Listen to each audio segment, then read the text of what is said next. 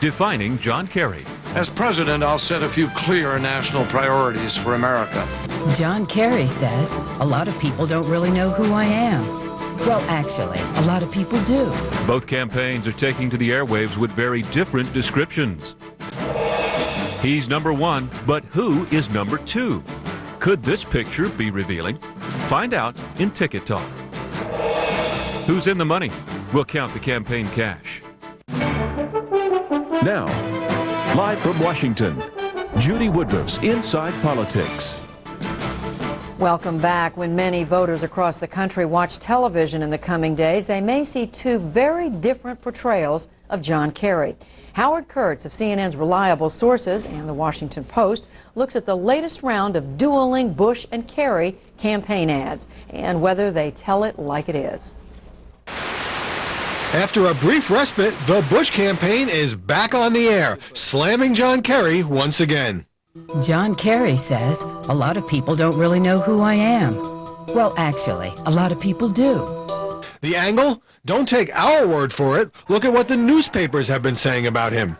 Kerry's hometown paper says, in his continuing effort to be all things to all voters, John Kerry is engaging in a level of doublespeak that makes most voters wince.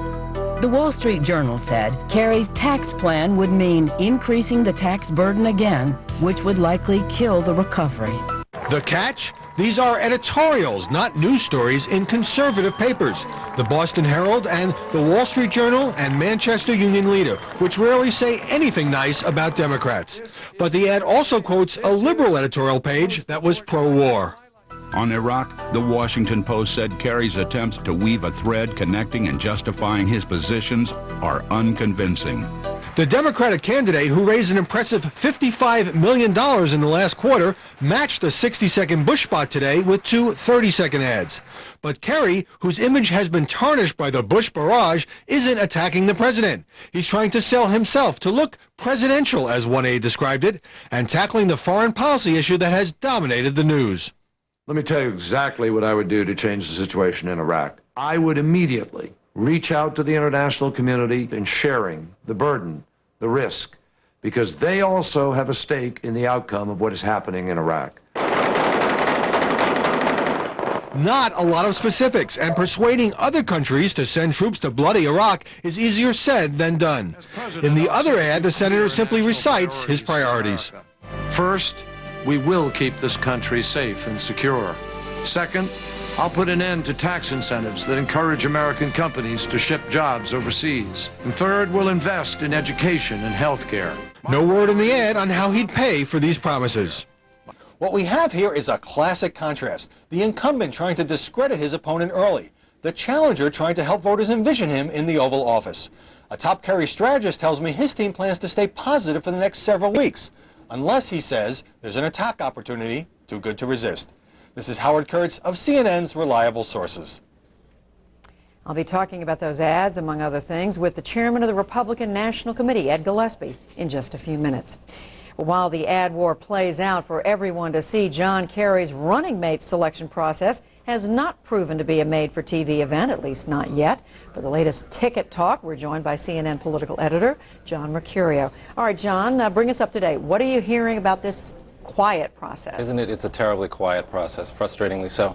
They're still sticking, I think, with a target of trying to finish this whole process up in May. But that might be a little bit of a challenge. I'm told, sources are telling me that Jim Johnson, the head of the process, the VP selection process, hasn't even begun the vetting process, which is whereby he sits down with candidates, with a short list of candidates, and interrogates them on a kind of whole range of issues.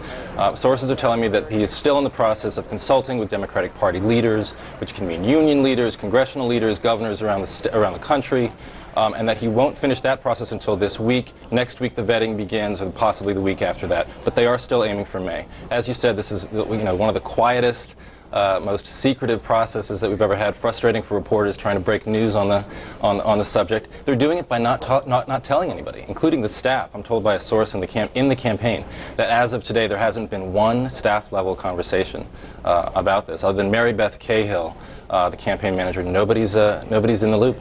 That's fascinating. All right, given how secretive it is, John, are you hearing anything about who's up?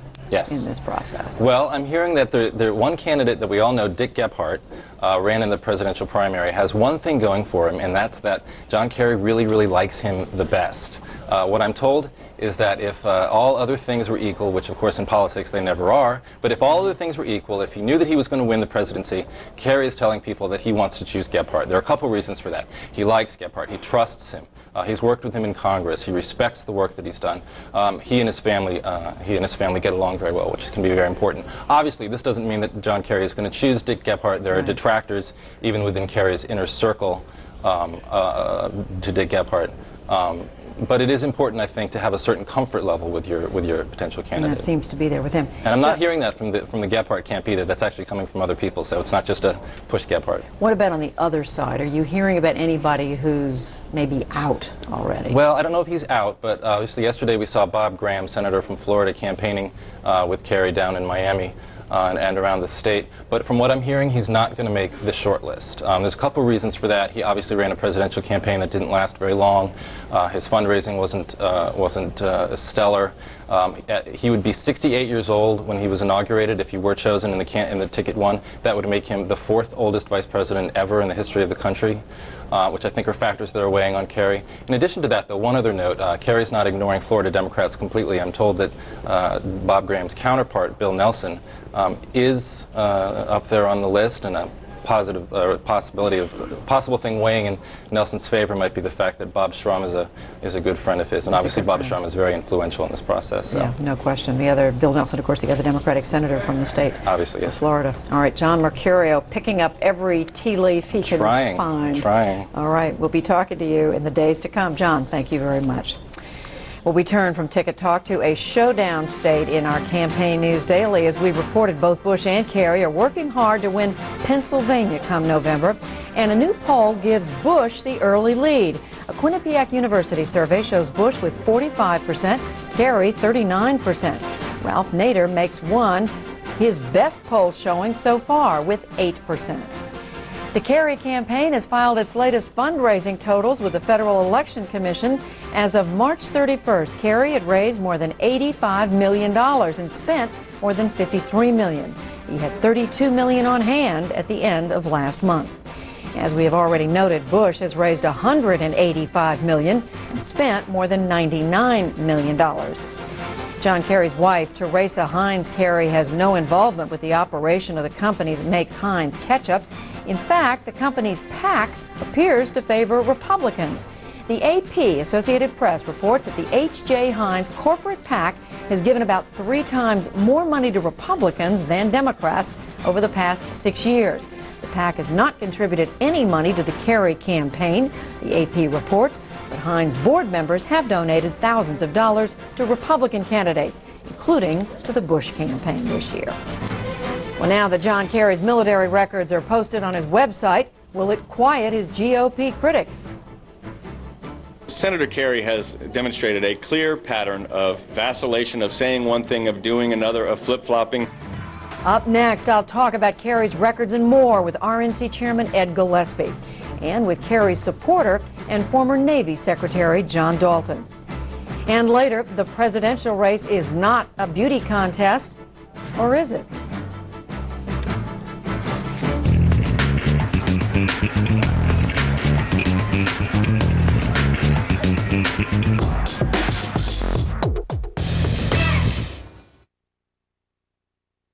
Coverage of America Votes 2004 is sponsored by AT&T, the world's networking company.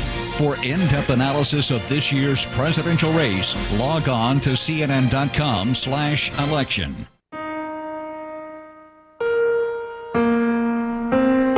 It can think for itself, strike fear in the hearts of hackers, and laugh in the face of disaster. It can transform itself, grow into whatever the future demands, work virtually anywhere, and propel entire companies, industries, and economies forward. Can your network do this? It can if it's designed by the world's networking company, AT&T. Medical news from Centrum. A report in a leading medical journal recommends a multivitamin for all adults to help reduce the risk of heart disease and cancer. And the brand recommended most by doctors? Centrum. Always complete from A to Z. When the world's just waking up, I'm already out on the road. There's the Beckers. Our kids play ball together. That's the new industrial park we just built lines into. If you work for a local electric co-op, you're part of the community, just like everybody else. You make every customer feel like they own the business you work for. Because in an electric co-op, they do. Shine as one.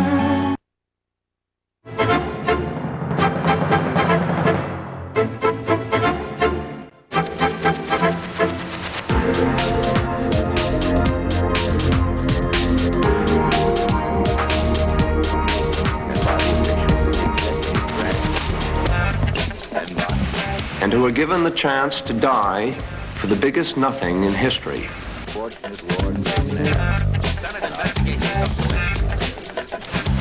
Another Fifth Amendment communist was finally dug out of the dark recesses and exposed to public view.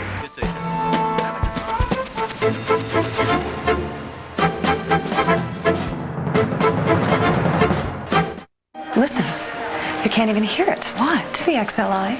You have a Train XLI cooling system? Of course it's quiet. It's those galvanized steel louvers. Oh, how rugged. Tell me about it. Climate tough compressor, patented spine fin coil. It might outlast Evelyn's third marriage. What? Oh, next we buy you a baby carriage. Must be some air conditioner. The Train XLI. It's hard to stop a train. There's a Train system for every home. Find the one that's right for yours at www.train.com.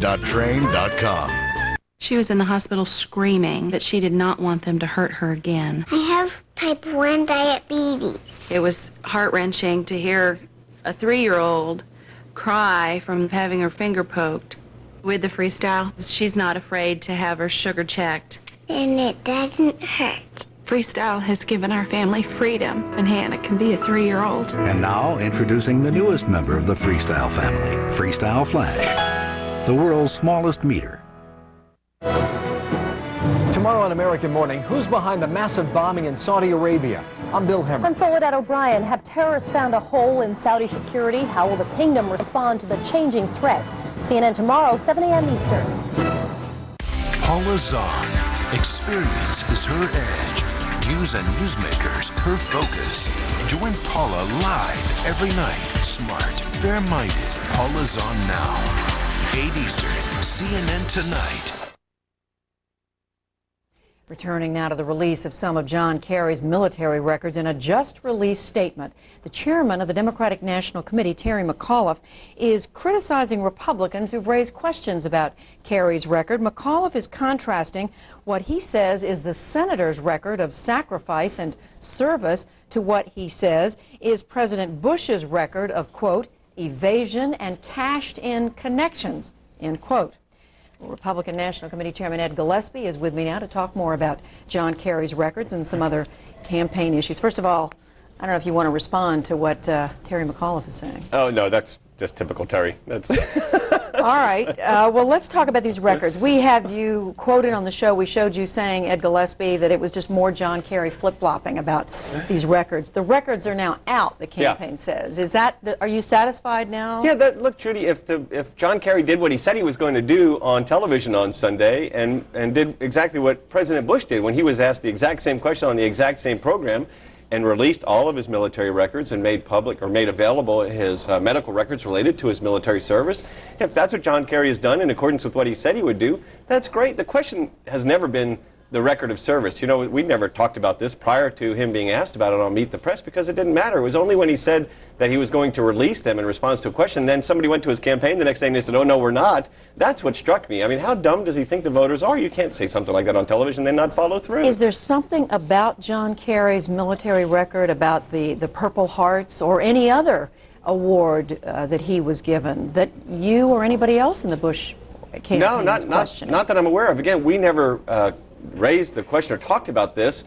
because I've always said and continue to say Senator Kerry served admirably in Vietnam. He deserves the credit for that. We don't begrudge him that at all. What was striking here is that it did fit a pattern of him saying one thing and doing another. When he said on a national television program he would make them public, and then said the next day, well, I'm not going to. But That's what was now striking. they say they're out. So you're saying that if they're out, they're out. That's great. I mean, just stick to your word. Do what you say you're going to do. All right, let's talk about the two ads. Your campaign, Bush campaign, is putting out new ads today. The Kerry campaign is putting out new ads. Now, we just heard from Howard Kurtz a few minutes ago say that you have the Kerry campaign putting out ads where he's looking directly at the voters. The Bush ads cite criticism of John Kerry from the editorial pages of what Howard Kurtz says are mostly conservative newspapers you wouldn't expect to say something positive about John Kerry. Is that the case? I mean, well, look, there's lots of different ads. I mean, the president was up with ads earlier where he was directly to camera talking about his policies and his vision. And the fact is, it's not uncommon in ads to cite third-party sources because, people tend to discount things that they hear directly from a campaign, and if they hear it from a third-party source, they consider it to be more credible. And the fact is, when you look at John Kerry's ads now that he's running, talking about making America more secure, his record is completely at odds with that. If you look at his proposals to gut the intelligence budget that not only Republicans were concerned about, but Democratic senators like Dennis Deacon Sr., Daniel Inouye, who warned on the Senate floor, this is dangerous to our national security. But when the Kerry campaign, as they did yesterday, said that these positive ads that he's running now contrast with the president's ads, which they say your campaign is running a wholly negative campaign. That's just not accurate. The fact is there's a mix of positive and negative ads. It's important to remember, Judy, that John Kerry ran in the Democratic primary before he even squared off against President Bush as the nominee. 3 out of 4 ads he ran were attacks against the president. 75% of his ad budget in the Democratic primary was directed at attacks at the president. So there seems to be a little bit of somebody saying, I'm shocked there's gambling going on here. The fact is that these guys have been running negative ads for 8 months now. On a much more serious note, so much of the news, Ed Gillespie, as you know right now, is Iraq and the ongoing fighting, the casualties, more young Americans killed already in the month of April than were killed during the entire initial phase of combat. How much does this worry you as someone who is in charge of the party and in charge of seeing George Bush reelected? Well, Judy, look, it concerns me as an American, not as a party chairman. The fact is, we all hate to see the loss of life in Iraq, but I believe that the American people continue to stand by, rightly, the important policy imperative here of making sure we do have a free and democratic Iraq in the heart of the Middle East. That is in our national security interest. Was not in our interest to have someone who had used weapons of mass destruction against his own people, had an avowed hatred of the United States, had invaded his neighbors, was not complying with the UN resolutions, and was not making clear to the weapons inspectors that he had disarmed. And so I think that completing our mission there is completely imperative. We shouldn't be moving around the deadlines or backing away in the wake of violence. That's the time when we need to demonstrate resolve. Have you had a chance to talk to any of the families of those who've been lost? I mean, I've not, and I'm not sure that would be appropriate as a political party chairman. Okay, well, we hear you. Ed Gillespie is the chairman of the Republican Party. Great, thank you very much. We appreciate your being with us. Thanks for having me. Thank you very much. Appreciate it. Thank you. Just ahead, more on John Kerry's military records. I'm going to have a live interview with former Secretary of the Navy, John Dalton.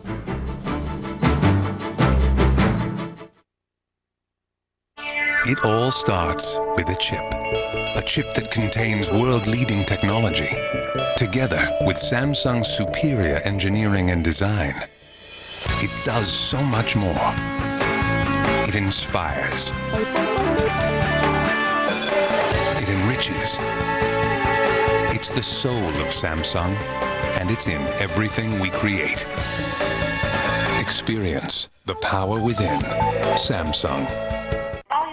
So, what you got for me? Please, that thing's yeah. Where are you getting your numbers from, the sports section? But if it goes the other way, I'm gonna dump it. Gotta go. Lily, I'm all done for the day. Can you come in here for a minute? Hi, Lily Bean. Daddy's home. Institutional strength trading, now available on your desktop. For as little as $8 per trade, Fidelity Active Trader Services delivers power, price, service, no compromises.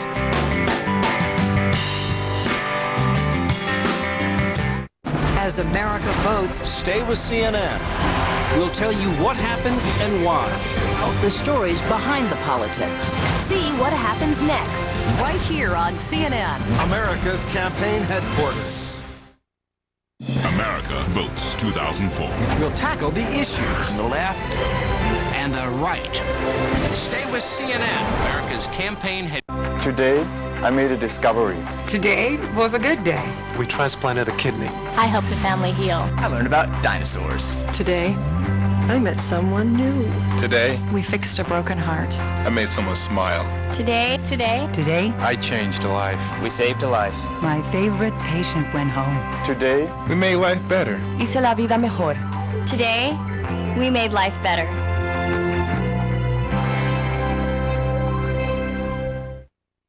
I wasn't always up to speed on the internet. Do you have any email for me? But that was then. Now, thanks to Comcast, I am a broadband goddess. Comp Gamer 12 has left the building. Comcast high-speed internet is always on, no dialing up, and multimedia is a snap. Their highest speed puts dial-up and DSL to shame. I have DSL. You're not at 3 megs? You got a life. What are you looking at? If you ask me, it's the killer app. That was then. This is Comcast. Whip around the world tonight on Newsnight with Aaron Brown, CNN 10 Eastern. Returning now to John Kerry's military records, as we have said, the Kerry campaign started posting those records on its website after the Boston Globe reported that the campaign refused to provide access to some of the documents. With me now, former Secretary of the Navy, John Dalton. John Dalton, first of all, why was there any delay at all in putting these documents out? Well, Judy, this issue came up on Meet the Press on Sunday. Within 48 hours, the records were on the website.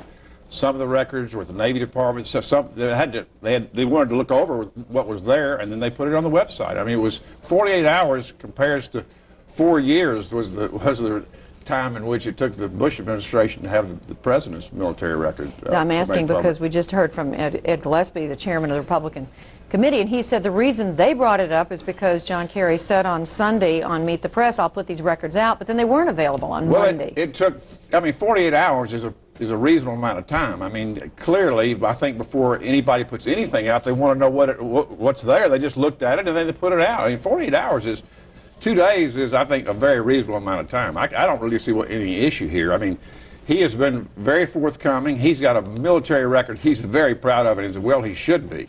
I mean, somebody who volunteered to serve, who volunteered for a second term in Vietnam, who won the Silver Star, the Bronze Star, 3 Purple Hearts. His unit got a Presidential Unit Citation. I mean, that's a remarkable record. Now, he's proud of that record. Anybody who's ever worn the uniform of the military would be very, very proud to have a record like Lieutenant J.G. John Kerry earned as a Navy lieutenant. Is there anything in this record that should give voters pause about John Kerry? I haven't read the whole record myself, Judy, but I can't imagine. You don't get a Silver Star for doing something that's not highly unusual. You have the Congressional Medal of Honor, you have the Navy Cross, and the third highest award a naval officer can earn is the Silver Star. In the whole time that unit of the whole year that unit that he served in was there, only 1 Silver Star was awarded. It was awarded to Lieutenant Junior Grade John Kerry. That's remarkable. All right, this Purple Heart. Kelly Wallace, who was our reporter today covering this story, said that the first Purple Heart that John Kerry was awarded, it happened, I think, in December 1968.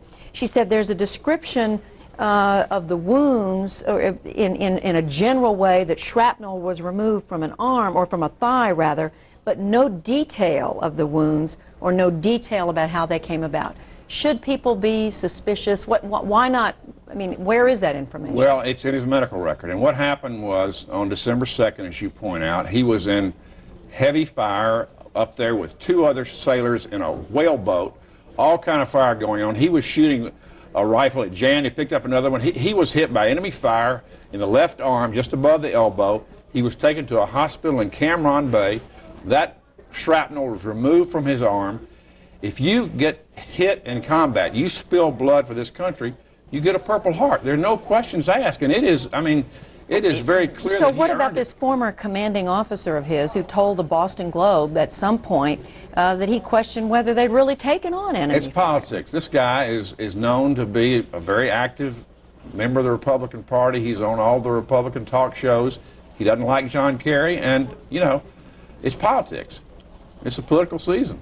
But as far as you know, all the records are out there that are available. The records are there, and they're very impressive. I know that John Kerry is proud of his record. Anybody who's ever served in the United States Navy would be proud of the record that John Kerry earned in the United States Navy as a volunteer. John Dalton, who is a former Secretary of the Navy. Thank you very much for being with me. Thank you. We Good appreciate it, John. Good to see you. Thank you. We appreciate it. Bye-bye. And up next, John Kerry, quote, pours it on at a Florida fundraiser. Kerry's words of praise for a former rival when Inside Politics returns.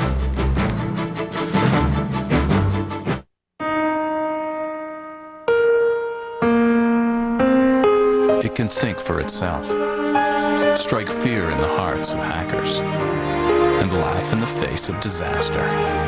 It can transform itself, grow into whatever the future demands, work virtually anywhere, and propel entire companies, industries, and economies forward. Can your network do this? It can if it's designed by the world's networking company, AT&T. I just got him down, so quiet, okay? We gotta fix this situation. I know. Shh. If your family needs room to grow, come to the experts at Countrywide. Get upfront approval in minutes and close your loan fast. It's that quick and easy. Realize your dreams at Countrywide Home Loans. Call or visit us today. I'm Rhonda Schaff at the New York Stock Exchange, where stocks ended slightly higher, even though Fed Chief Alan Greenspan said higher interest rates are on the horizon. Greenspan told Congress the economy is growing at a solid clip and that interest rates would have to rise in order to keep inflation in check. He hinted at that yesterday, and that's when the market sold off. Not today. At the closing bell, the Dow added just 2 points, but the Nasdaq gained nearly 1%. Tech stocks showing strength after solid earnings news from Motorola. That's it from Wall Street. Judy Woodruff's Inside Politics continues in 2 minutes. Today's market recap is brought to you by Morgan Stanley. One passion, one principle, one client at a time. At Morgan Stanley, we think it's important for you to ask questions of us. And it's just as important that we ask questions about you, your goals, and your tolerance for risk. Because the best way to be an informed investor is to work with an informed financial advisor. To learn more about what we're doing to help individual investors succeed, visit morganstanley.com.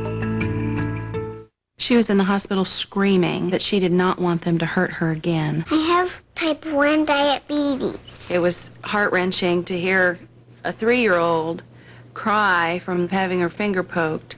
With the Freestyle, she's not afraid to have her sugar checked. And it doesn't hurt. Freestyle has given our family freedom, and Hannah can be a 3-year-old. And now, introducing the newest member of the Freestyle family, Freestyle Flash, the world's smallest meter. I'm George W. Bush, and I approve this message.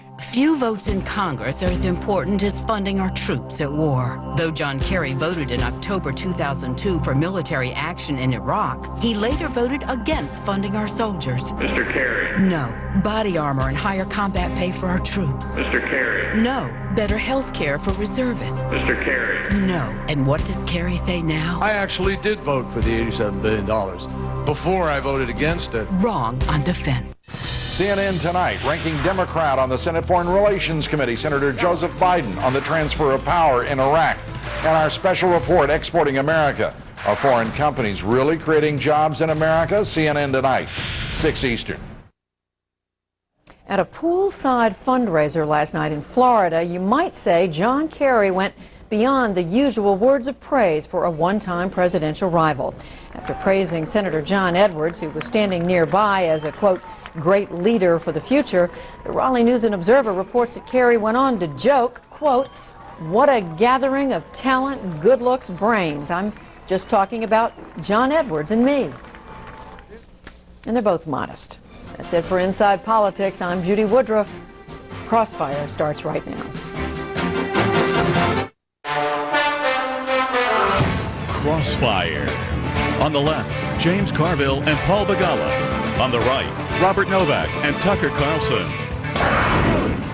In the crossfire, as some U.S. troops have their stay in Iraq extended and two allies withdraw their forces, is it time to reconsider the draft? Certainly one option, which a year and a half ago, I didn't think was much of an option for a couple of reasons, was a draft. And I think you all understand why that probably isn't an option, but I'm not so sure. But is a draft really the answer? Today on Crossfire, live from the George Washington University, Paul Begala and Robert Novak. Welcome to Crossfire. American troops are committed to combat in Iraq, and polls show the American people are willing to send more forces there as required by the generals. And does the United States military need to start drafting people to fill the gaps in President Bush's desperately overstretched military? Those issues and much more today on Crossfire. But first, the best little political briefing in television, our Crossfire Political Alert. You know, one of the most incendiary comments in the new Bob Woodward book is Mr. Woodward quoting Secretary of State Colin Powell, calling parts of Donald Rumsfeld's Pentagon team, quote, the Gestapo office, unquote. Now, look, even I think it's unfair to compare Rummy and his aides to the Gestapo, for goodness sakes, and General Secretary Powell, that is, has said that he doesn't recall using such a hateful word. But at least in one small way, Rumsfeld is behaving like an autocrat by apparently censoring the news. According to today's Washington Post, Secretary Rumsfeld has deleted a critical sentence from the transcript of his interview with Mr. Woodward. The sentence suggests that Rumsfeld, in fact, did give a Saudi prince a 2-month heads-up before America invaded Iraq, which of course means the Bush administration trusted an Arab prince from a dictatorship with the truth long before they trusted the American people. Now, look, that's a far cry from the Gestapo, but it's also a far cry from being honest. You know, Paul, I don't know who you're kidding, but in January of that year, I was in a small group of conservative journalists, got briefed by the president. It was quite clear we were going in. You didn't just fall off the turnip truck. You knew well before Prince Bandar went in there that we were going into Iraq. Because I knew Bush was lying when he said we had no plans. He was lying then. When he said we had no plans. He said that in January, while even as he was briefing you and Prince Bandar about the plans. It's outrageous. We should tell the truth. Remember when John Kerry was giving Howard Dean such a hard time because Dean would not release to the public his files as governor of Vermont? The senator must have forgotten, to judge from his recent behavior. He was dragged kicking and screaming by news media pressure to release some more of his Vietnam military war records. And his fabulously rich wife, Teresa Heinz Kerry, broke with tradition in refusing to release her tax returns. Now, without financial backing by the Heinz ketchup fortune, John Kerry would not have been reelected senator in 1996, and he would not have clinched the Democratic presidential nomination this year. Mrs. Heinz Kerry's taxes, therefore, have become the public's business.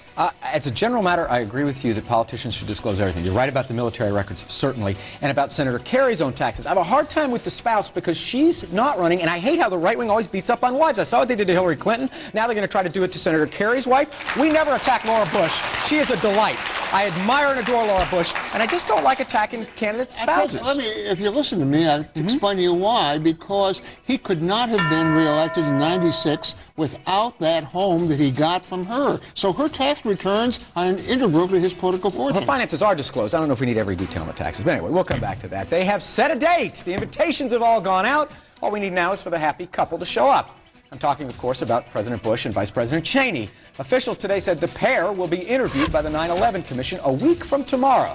Now, neither President Bush nor Vice President Cheney will be under oath, so there's no fear of committing perjury if they stretch the truth. But the president is insisting on appearing alongside Vice President Cheney. Now, no sitting president has ever made such a demand before.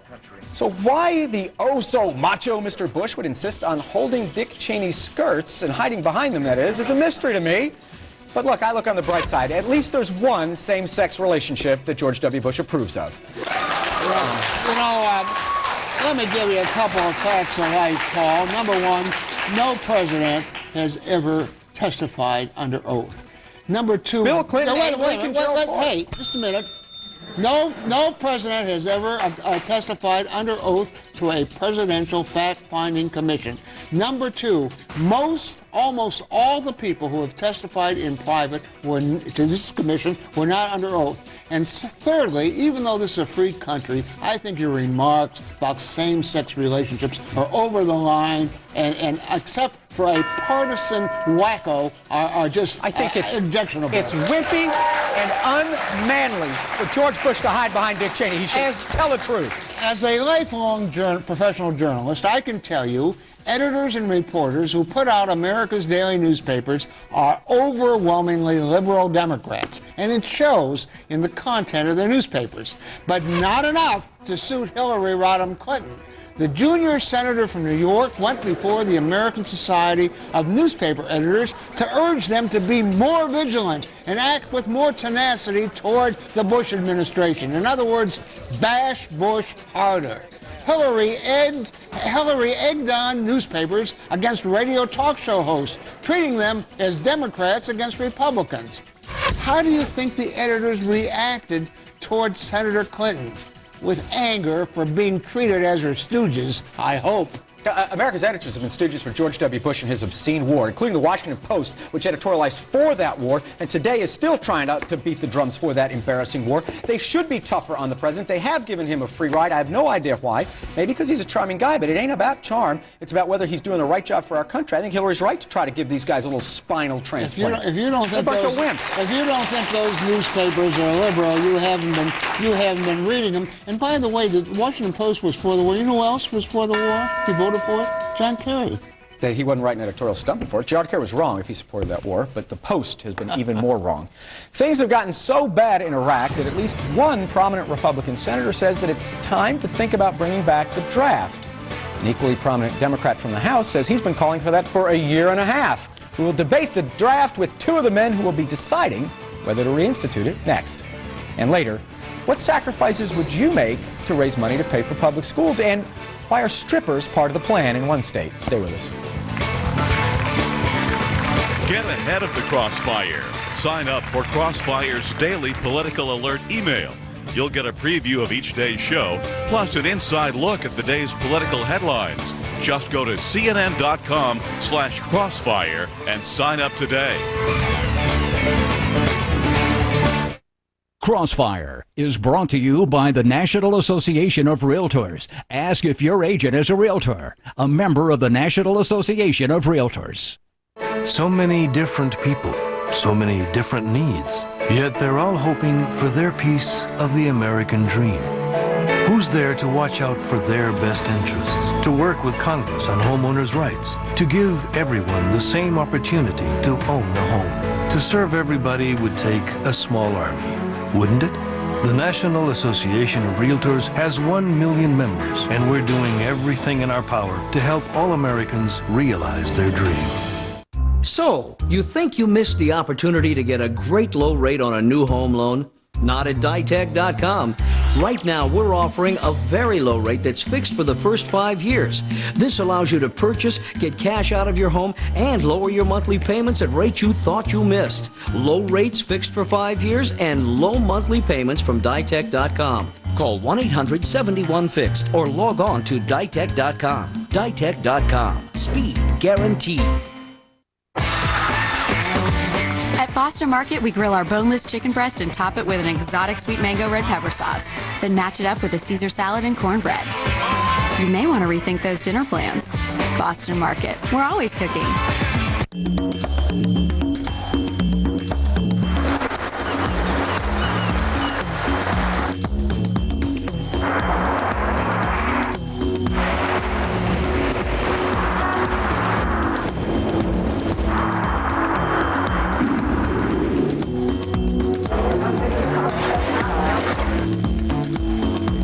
Life is all about balance. So is investing. At Putnam Investments, that means all funds in all asset classes all the time. We're built for balance for just one reason: you.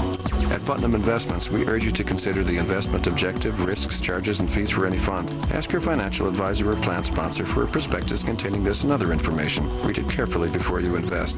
CNN Friday, Bob Woodward is back with more of the explosive White House details that have everyone talking about his new book, Plan of Attack. Bob Woodward for the hour, only on Larry King Live, CNN Friday, 9 Eastern.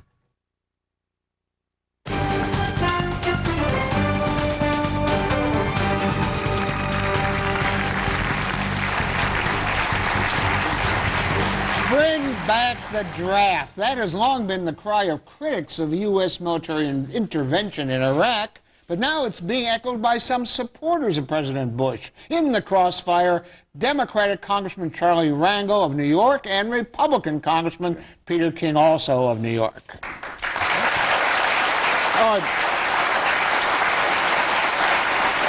Peter, one of your fellow Republicans, a distinguished senator from Nebraska, Chuck Hagel, was on the Lou Dobbs show last night. Let's listen to what he said. If, in fact, this is a generational war that the president has noted, all of us, I think, have noted, then why should we ask a very few people in our society to bear the heavy price, to carry the heavy burden, and not ask everybody to carry some burden?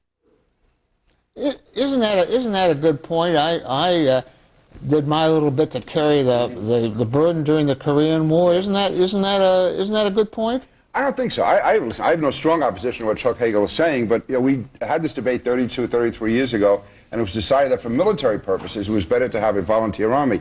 And today, it would take, I would think, probably almost a year, more than a year, to train the average soldier. I mean, back in the days when you were an infantryman with your Browning... I was never an infantryman. I was an officer. Oh, excuse me. Okay. Well, That's the officers can't do infantry work. You haven't changed. I'll let you two guys go. No, but seriously, it's a lot more sophisticated, it takes a lot more training, and the draft really would be counterproductive. By the time you had somebody trained, it would be time to get out. Listen, we want to have the debate, we should have it, but I think what Charlie, I disagree with Charlie, is trying to tie it to Iraq. I mean, I didn't hear Democrats talking about a draft when it was Haiti or Bosnia or Kosovo, and even if we did not have the casualties there that we have now, anytime you send soldiers into battle, you have to assume there's going to be casualties. So I think that if we are talking about having a draft, we should have it, but not tie it to Iraq, because then it makes it too easy to make an emotional appeal as opposed to what's best for the country. Congressman Rangel, I would say, but first, you were talking about this a year and a half ago in the context of Iraq, as Congressman King points out. But in the intervening time, you had a brief period where you were probably the most prominent supporter of General Wesley Clark for president. Here's what General Clark has said about bringing back the draft. I don't think it's time to reinstate the draft. America's armed forces need people who want to be there, and I would not reinstitute the draft. Here's the key thing on the draft. We believe that the armed forces are better with a volunteer force. So is General Clark wrong?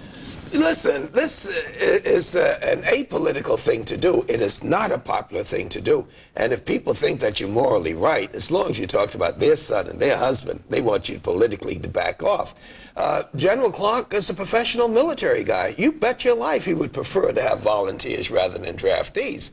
But to say, let's not look at it in terms of Iraq, I would not be talking about it if it wasn't for Iraq. The president is the war president. He declared war against Iraq. We got 700 people who died that wouldn't be dead if we weren't at war. And most all of them are coming from communities of high unemployment, whether it's the rural South or whether it's the inner cities.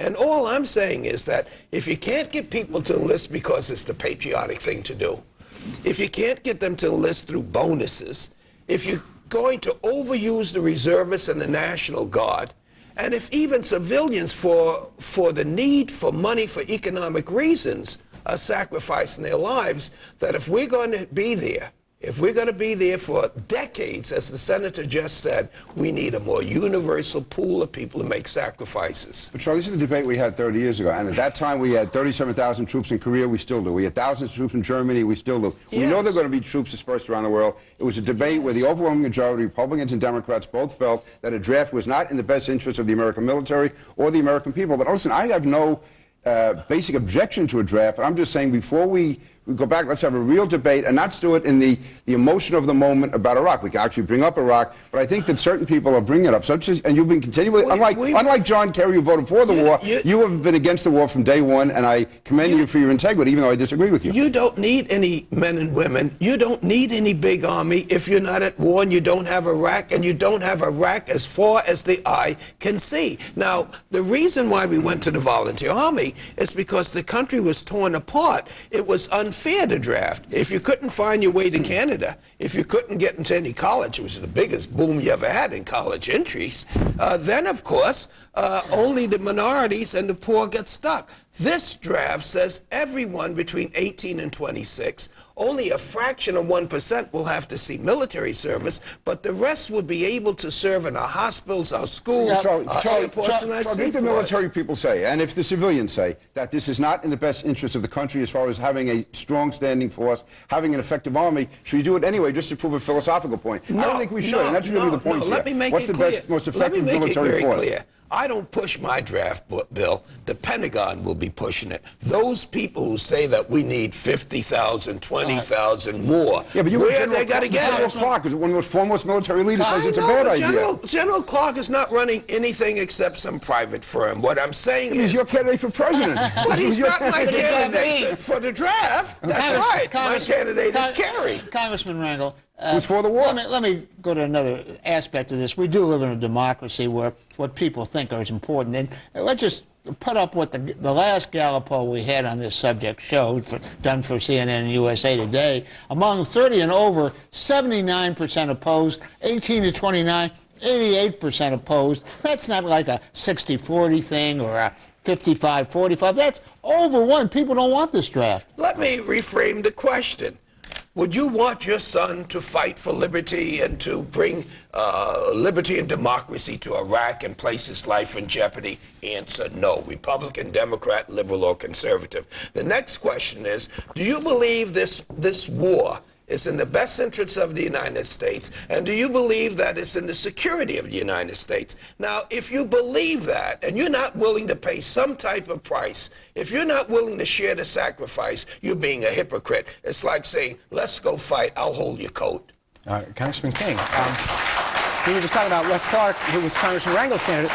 Your candidate for President 2000 was John McCain. Now, he generally does not like the draft, but he made a very interesting criticism of the all-volunteer force. I was hoping the White House was going to forget that, and you have to bring it up. So, yeah. Well, no, you were right. Even though I'm a Democrat, we'd be a lot better off with McCain than the guy we've got now. Senator McCain says this: I think overall, with one exception, the all-volunteer force has been very successful. And that one exception is the obvious one, that is not all classes of Americans serve. And in fact, the last time we had a draft, the same thing happened. Dick Cheney famously testified under oath that he had other priorities in the 60s. Why are we letting everybody who's well off have other priorities while the middle class kids and poor have to go fight? Again, my bottom line is, first of all, let me disagree with Bob Novak.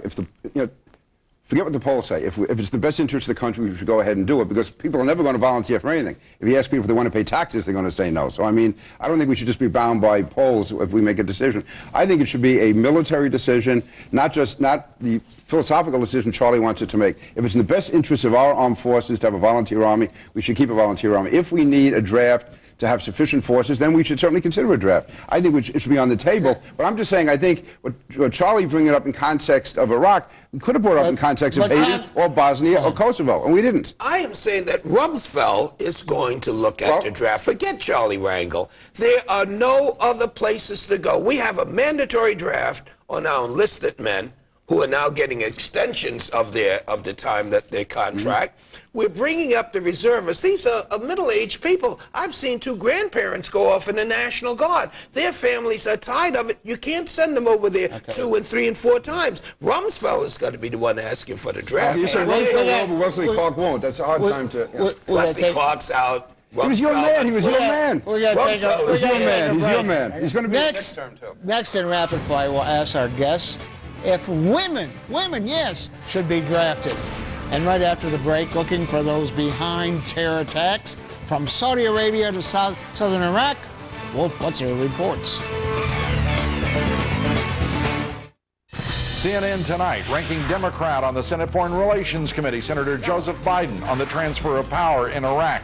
And our special report, Exporting America.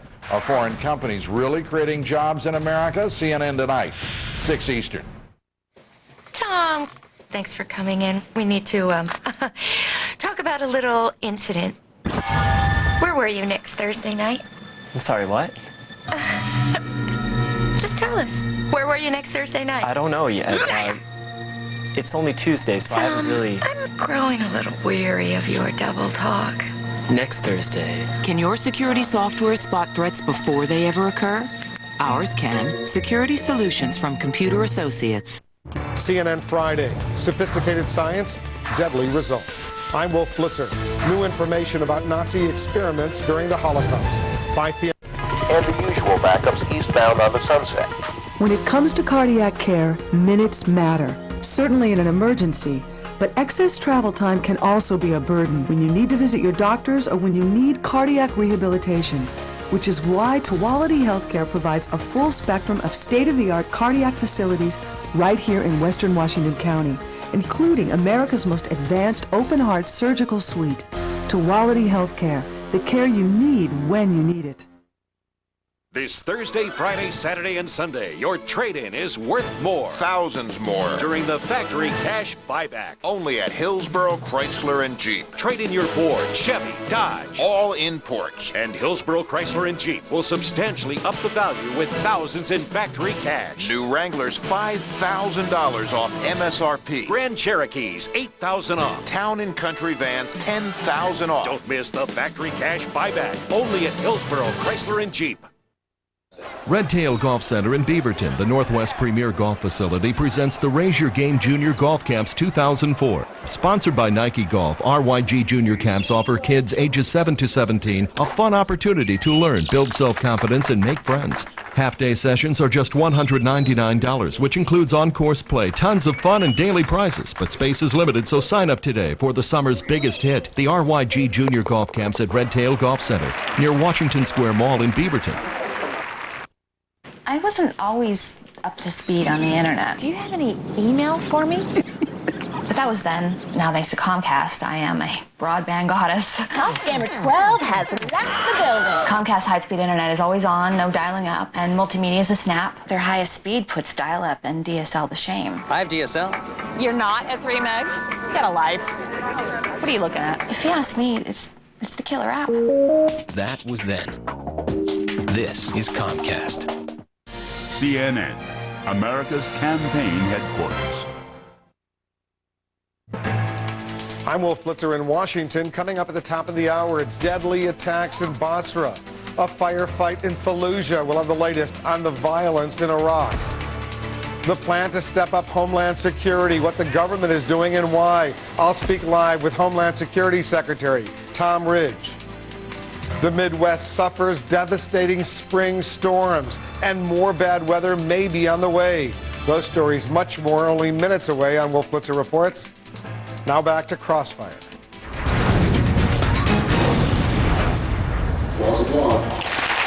Thank you, Wolf. Time now for Rapid Fire, where we serve up questions faster than President Bush can extend the tour of duty of our already beleaguered troops. We're talking about the problems in Iraq and whether America should reinstate the draft, with Congressman Charlie Rangel, a Democrat of New York, and with Peter King, Republican, also of New York.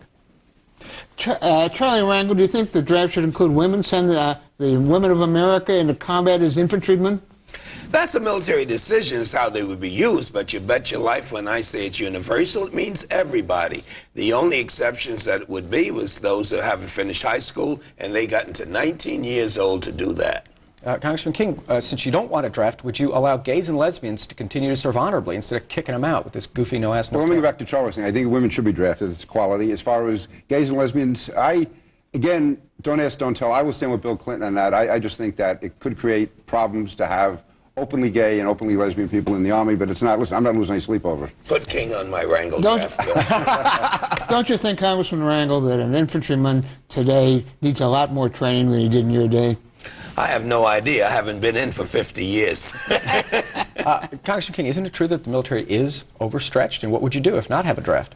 I think we should put more incentives in to get voluntary Army more volunteers. But again, I'd say if the military shows they cannot get what they need, then we should certainly consider the draft. Absolutely. Are you worried? I just don't see it happening right now. Are you worried about the upper class not ever having served in the military in this country now?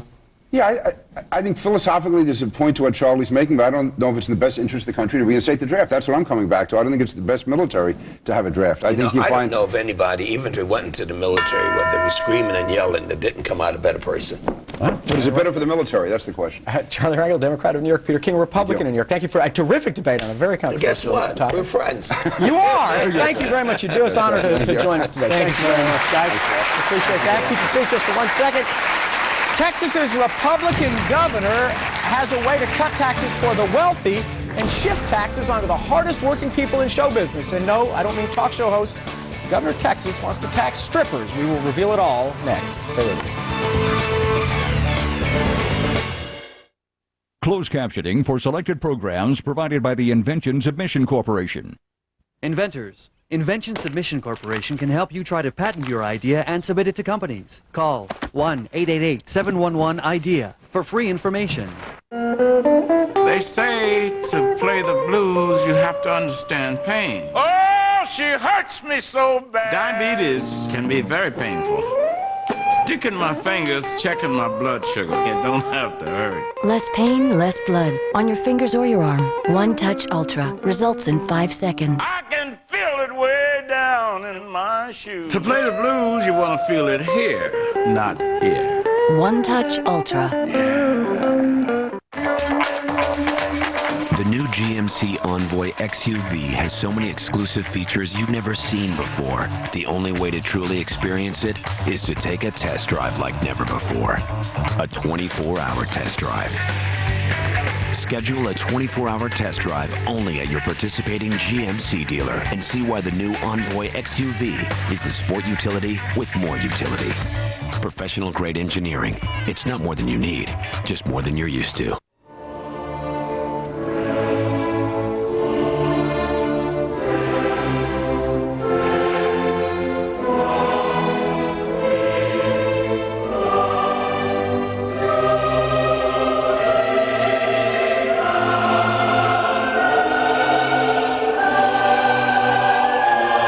Never plunge again.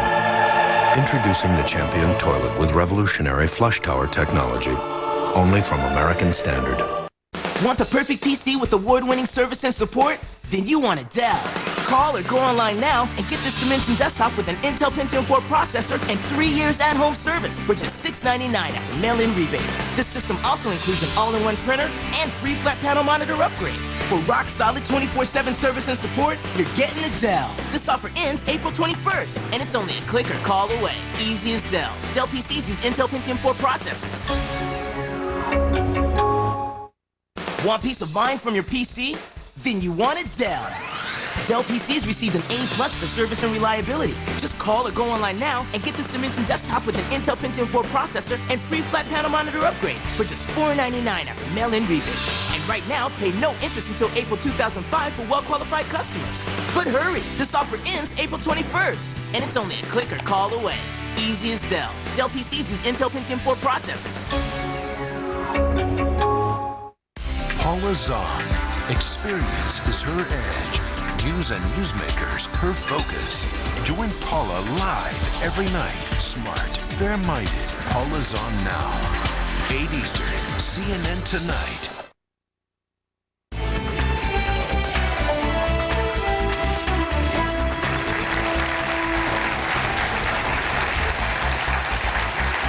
Welcome back to Crossfire. You know, my beloved home state of Texas is, of course, the home of the University of Texas Longhorns, but it's also one of the world's capitals for what's called gentlemen's clubs, where patrons are such gentlemen that the girls feel safe walking around and, even dancing, wearing next to nothing. But Texas's Republican Governor Rick Perry wants to tax this vital industry. He wants a $5 tax for admission to topless bars. He also wants a pack of cigarettes to add another $1 tax on that. Thought the only sin, that is, that the Republicans don't want to tax is greed. So smokers, drinkers, and patrons of the art of the striptease, welcome back to my Democratic Party. Besides, if we're going to tax topless dancers, why don't we tax the biggest boob ever produced by Texas, George W. Bush? Tax him. Of course, President Bush, who you speak of so disrespectfully, is taxed very heavily. He pays a lot of taxes as a return show. We're not taxing the Governor's not taxing the dancers. He's taxing the people who go to striptease joints and who smoke. And you say that's not good. You want to tax the people who invest, who produce, who are the heart of America. No, I want to tax the people who are avoiding the taxes now. Oh, Dick Cheney paid about 12.7% effective rate. 12.7. Every one of those hardworking young ladies dancing her heart out is paying higher than 12.7% as it is. Dick Cheney should pay a higher rate of tax, not these poor girls. George Bush should pay taxes. God bless the strippers. From the left, I'm Paul Begala. That is it for Crossfire. On the right, I'm Robert Novak. Join us again next time for another edition of Crossfire. Wolf Blitzer report starts right now. Happening now, terror around the world, but what about here at home? President Bush speaks bluntly. America, he says, is a hard country to defend. Stand by for hard news on Wolf Blitzer Reports. Basra bombings. Dozens killed in what had been a quiet Iraqi city. Many of the dead, school children. Fallujah firefight. U.S. Marines in a desperate battle. No sign of a ceasefire. Suicide strike. 5 were foiled, 1 got through. A massive bomb shakes the Saudi capital. Is America next? And they attack all the time. They'd like to attack us again. The concern? A summer of terror. I'll speak with Homeland Security Secretary Tom Ridge. Deadly twister. An Illinois town is devastated. Just heard this big roar come through, just like they say, you know, freight train. Are more on the way? This is Wolf Blitzer Reports for Wednesday, April 21st, 2004. It's been a day of terror, suicide bombings in Iraq and Saudi Arabia, and a fierce firefight with anti-American forces. In Iraq, months of relative peace in Basra, shattered by a series of suicide attacks that killed at least 68 people, including a number of school children. In Fallujah, gun battles between insurgents hold up in the city and United States Marines surrounding it, threatening to end a tenuous truce. And in the Saudi capital, a suicide attack outside a government building. At least 4 people dead there and more than 100 injured. We begin with the blast in Basra, a well-coordinated suicide attack that hit at the height of the Wednesday morning rush hour, with secondary blasts timed to hit as rescuers responded. CNN's Jim Clancy has details. The charred wreckage of civilian vehicles burned in the streets after 5 suicide bomb attacks hit 4 Iraqi police facilities in the southern city of Basra. Scores of civilians were killed and more than 100 wounded. We were in the house and heard a loud explosion throughout the city, said this man. We ran out to try to help people. When we arrived, we found bodies. As the wounded were loaded aboard ambulances, it was learned that 2 vans used as school buses were hit in one of the blasts, killing a number of preschool children as well as some middle school students on their way to class. I'm extremely saddened by this incident, this heinous crime against the population, said the president of the Iraqi Governing Council, Masoud Barzani. We were saddened and we were shocked by it, and we strongly condemn this as an act of terrorism. Anguished Iraqis cried out in grief. The bombings shattering any illusions their southern city was beyond the reach of violence. 2 of the car bombs hit Basra's police academy, one of them designed to strike after the initial blast, as police and rescue workers crowded around the scene. Anti-coalition gunmen in the besieged city of Fallujah attacked U.S. Marines just after dawn Wednesday. Marines said they suffered several wounded and reported more than a dozen of the attackers killed. Some of the fighting was from rooftops as Marines tried to neutralize snipers. Take your time, make it count. But some of it was at street level, where coalition troops fought running battles for 3 hours. One coalition commander interpreted the frontal assault as a last gasp from anti-coalition fighters who are being asked by Fallujah's religious and community leaders to turn in their weapons. Despite that call, no weapons have been turned in, no foreign fighters turned over.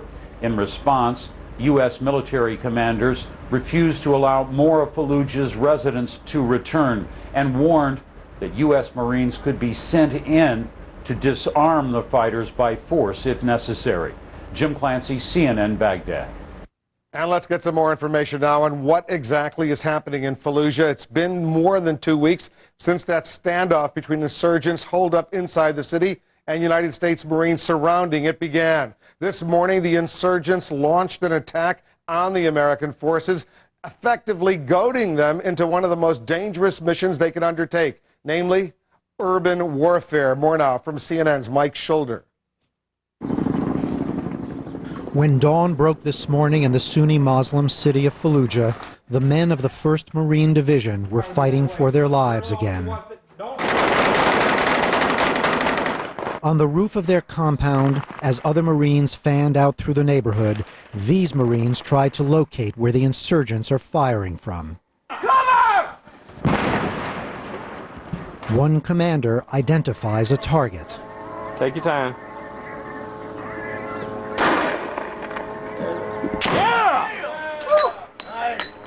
From the alleys below, word that some Marines have been separated from their platoon and are fighting to reconnect. Right now, 2nd Platoon's got 4 guys separated from the main body. They're cut off by fires. The Arabic blasting over the loudspeakers is an American recording demanding the insurgents lay down their weapons. The recording is ignored.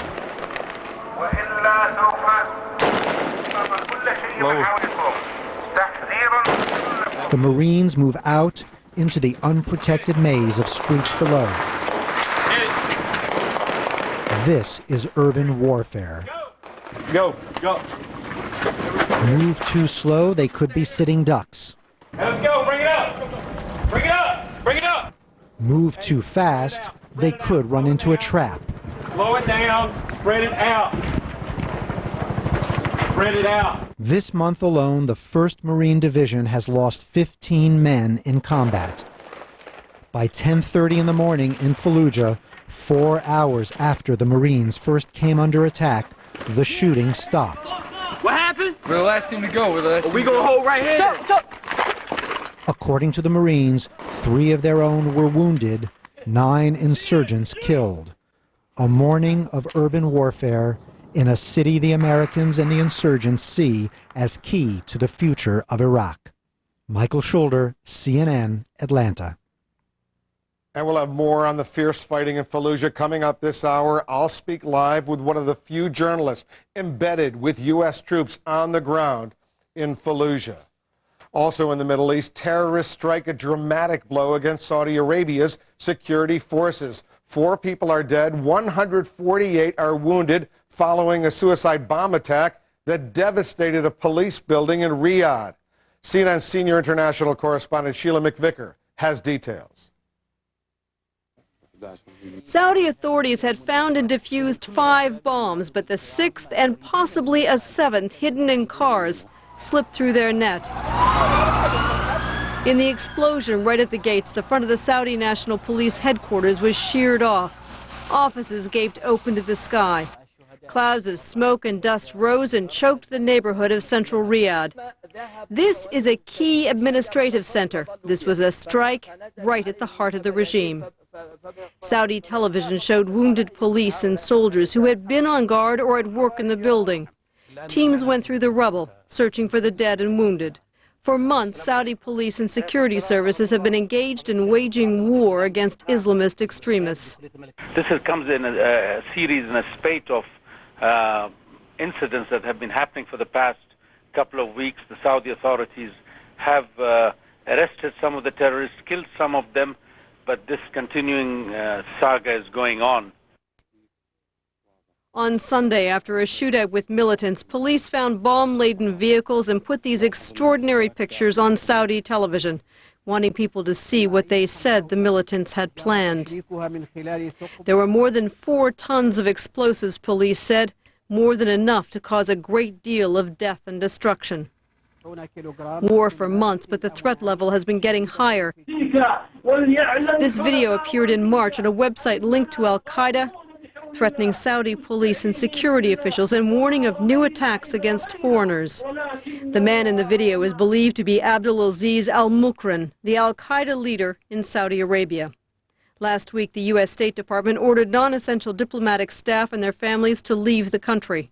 Other Americans were urged to depart. This is Saudi Arabia's war, the target again today, not just the regime, but Saudi citizens. Nobody expects this to be a war that will end soon. Sheila McVicker, CNN, London. And with the terror strikes overseas, there are now new blunt warnings for the American people from President Bush. They attacked today in Basra. It's a terrorist act today.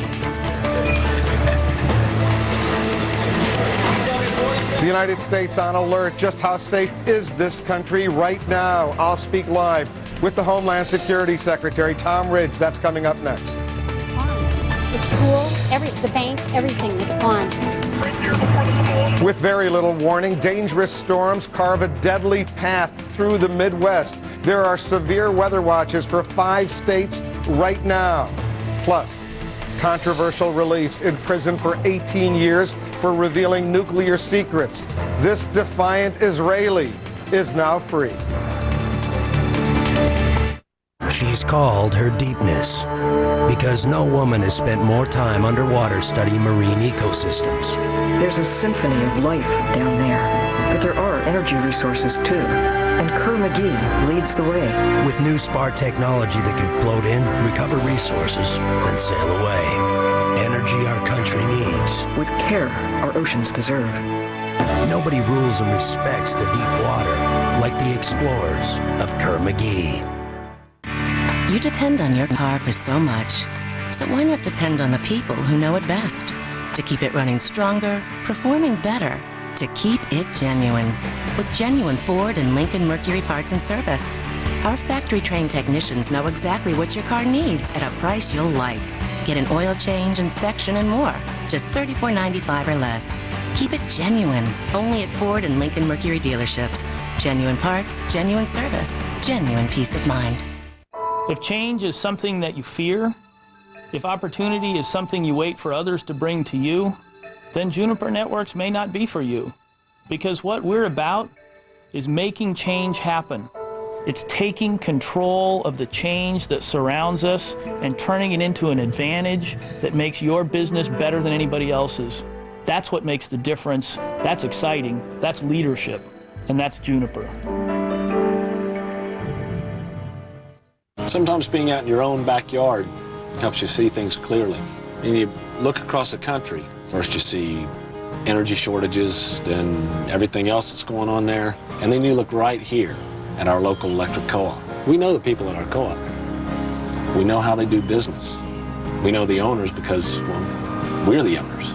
I guess the difference comes down to one thing. The people have the power. When we shine as one. So, what seems to be the trouble? Well, Doc, ever since Ditech.com came out with their $395 flat fee, I keep seeing the numbers $395 everywhere I go. Okay, let's check you out.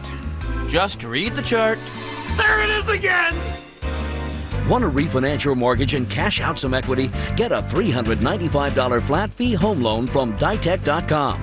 Lost another one to Ditech. Ditech.com. Call 1-800-DITECH-1.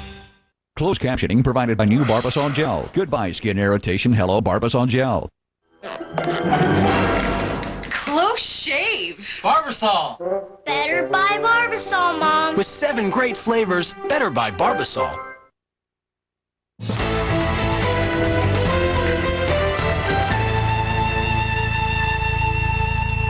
Is America next on a day when suicide bombers struck with devastating effect in both Iraq and Saudi Arabia? President Bush was sounding an alert about the terror threat in this country. The president came before the nation's newspaper editors with stark warnings on several fronts, both around the world as well as at home. They attacked today in Basra. It's a terrorist act today. They just blew up innocent Iraqis. They attacked in Riyadh, Saudi Arabia today. And they attack all the time. They'd like to attack us again as well, by the way. He was blunt in warning of gathering threats against the U.S. homeland. America is a battlefield in the war on terror. See? That's what's changed. We're now a target. Used to be Americans overseas were targets, as Americans at home are targets. And though he insists the U.S. is making good progress in strengthening America's defenses, he concedes preventing attacks inside the United States isn't easy. This is a hard country to defend. Despite the escalating violence and death toll in Iraq, he offered this pledge to the Iraqis. We're not going to cut and run if I'm in the Oval Office. We will do our job. Democratic presidential candidate John Kerry also insists he won't cut and run from Iraq, though he's pushing for greater international and UN involvement. I will return to the United Nations, where I will rejoin the community of nations on behalf of America, and we will turn over a proud new chapter in America's relationship with the world. Independent candidate Ralph Nader supports a quick withdrawal. The president offered this warning to Iraq's neighbor, Iran. It would be intolerable to peace and stability in the Middle East if they get a nuclear weapon, particularly since their stated objective is the destruction of Israel. On the situation with Iran, the president did not elaborate. The massive suicide bombing in Saudi Arabia today, the deadly blast in Iraq, plus a series of symbolic events in the United States and Europe this summer, including 2 major political conventions and the Summer Olympics in Athens. That's why the Homeland Security Secretary Tom Ridge announced an effort to aggressively step up protection over the next several months. The Secretary is joining us now live here in Washington. Mr. Secretary, thanks very much for joining us. There's a new AP Associated Press poll which asked the American public about the likelihood of another terrorist attack striking here in the United States before the November election. Likely 67%, not likely 31%. What do you say? Well, I say to those who think it's likely, that's certainly a very responsible or reasonable conclusion to draw when you know you're the enemy's #1 target. They've struck here before. We've seen them strike in not only Basra and Riyadh, but in Bali and other places around the world. The events of today remind everyone that it is a global war, that there are many theaters to the war, but our enemies have their eyes primarily located and directed toward the United States. So I think it's very appropriate that Americans would be concerned that there's a possibility of an attack between now and the end of the year. We're worried about one every single day, and I'm glad most Americans have the notion in their mind that we are the primary target. Is there a specific and credible threat, some information, some evidence that you have pointing to threats around the Democratic and Republican conventions, for example, in Boston and New York? Wolf, as of today, there are no specific or credible threats directly related to those 2 conventions. But as you know, we don't need a specific threat to arrange very special and comprehensive security plans around national special security events. And both the events in New York and Boston have been designated by the department as special security events, and there's a comprehensive plan being worked at the federal, state, and local level, literally involving thousands and thousands of people to bring the utmost protection to both of those very, very important symbolic events. Democracy, openness, transparency. We are self-determined and self-determining, and they're very symbolic targets, and we'll do everything we can to make them as absolutely as safe as possible. During the 9/11 Commission hearings up on Capitol Hill, we heard a lot about the so-called chatter, the intercepted communications in the summer before 9/11. Are you getting that kind of so-called chatter now as well? Well, I think that's a good frame of reference, Wolf, because on a day-to-day basis, when we meet with the president and we review the threat reporting stream, by and large, we're very sensitive to the notion that on a daily basis, most of it are about overseas possibilities of terrorist attack. But literally on a day-to-day basis, some more often than not uncorroborated and unsubstantiated allegations of a potential attack against the U.S. So there's a lot of discussion out there about potential attacks. Most of it is directed toward foreign targets, foreign venues. It does not distract us from the notion that every single day we have the responsibility to make America safer, and we don't need a specific threat in order to do that. Our State Department producer, Elise Labott, is reporting, quoting Saudi sources, they believe the attack in Riyadh today was the work of al-Qaeda. What does the U.S. government know? Well, I can't respond to that, and I'll just leave the reporting that you presented until we have further information. What I can tell you is that after each and every attack, that this administration, the CIA, the FBI, and where appropriate, DHS, tries to go in and work with the country and the local law enforcement community to determine if there's anything we can learn that's relevant to either protecting ourselves from similar attacks, if there's any tactical connection between the attack in a foreign country and a possibility of an attack here in the United States. As you well know, Mr. Secretary, you're former governor of Pennsylvania. A lot of Americans want to travel not only in the United States but around the world this summer. Do you believe they should go about their plans as scheduled, or would you advise caution? Well, no, I believe we have to continue to do what we've done for 200 plus years, and that's keep being America. Commercial aviation is certainly domestic airlines are very secure. We're working with the international aviation community to make all international flights more secure. When the State Department has specific information, as they had relative to an escalating series of potential attacks in Saudi Arabia, there they asked, they sent out cautionary notice. We will do that depending on the information we have. But I think terrorists win when we significantly alter our plans. We have to be responsible and reasonable, and to act in response to specific information. But if people have plans on going to Europe, I think they ought to do so unless we get additional information, then we make it public. Is there any plan, as far as you could tell us, to change the terror threat level from yellow, that mid-level, right now? Wolf, there are no plans. As you've heard me repeat probably ad nauseum, it's something we review 2 or 3 times a day to determine whether or not we ought to raise the threat level. But I would tell you that, and I think this is very important, America needs to understand that we don't need to raise the threat level to go about the business of making America safer. During the past couple of days, there's been quite a bit of public discussion about an internal working group we've put together because of the convergence of the high-profile events, the conventions, but there are many other public events, symbolic events, coupled with our own election year. So we are working with agencies throughout the government, taking a look at critical infrastructure, because it's our day-to-day responsibility. The President reminds us vigilance is job one, and we don't have to raise the threat level in order to work every day to make our country safer and more secure. The Secretary for Homeland Security, Tom Ridge, thanks very much for joining us. Thank you, Wolf. Good to join you as well. Thank you. Thank you. Fierce fighting in a city now known as the hotbed of violence in Iraq.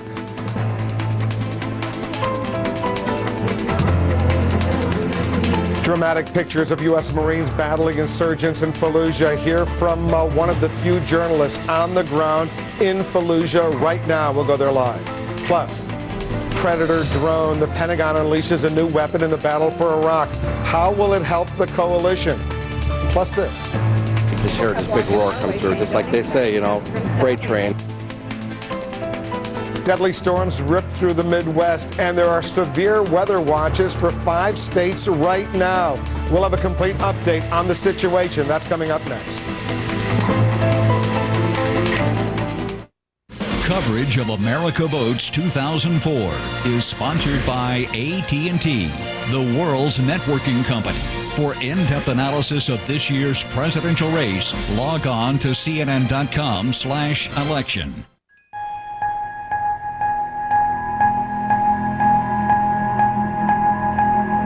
In a world where business can't make a move without a network, wouldn't it be great to have a network that can actually move your business? Because the right networking partner can do more than just move data. It can move people, products, and entire industries forward. Can your network do this? It can if it's designed by the world's networking company, AT&T. Welcome to Parents' Night. The kids did a special writing project today. Luke's dad gets to read first. Me? Ooh.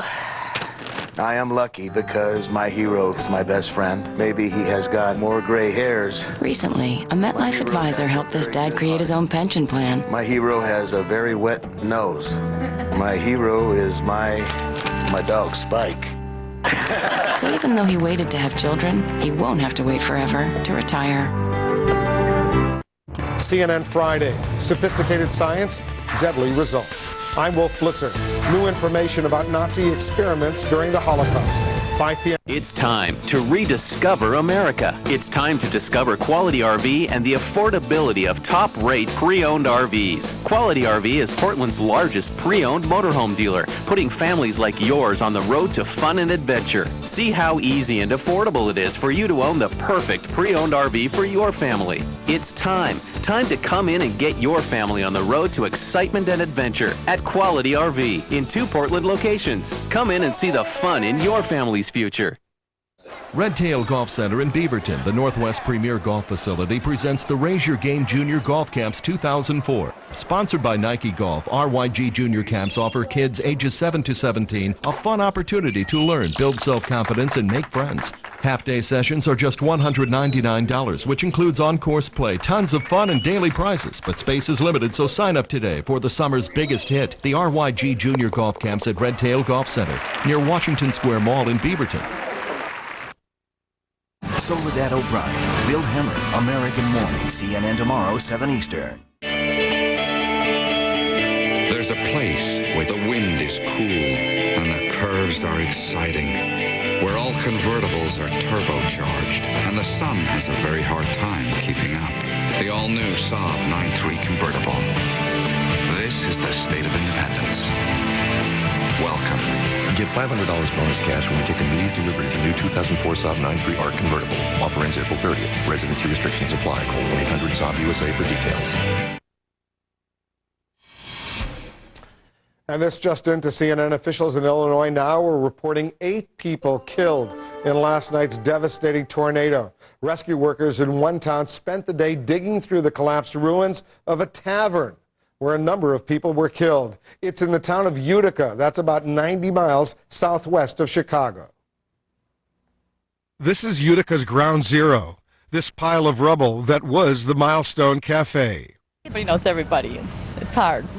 You know that some of your friends were in that bar. When the tornado warning sirens went off last night, patrons rushed to the basement for safety, only to become trapped under tons of debris when the building collapsed. It was a near worst-case scenario for rescuers.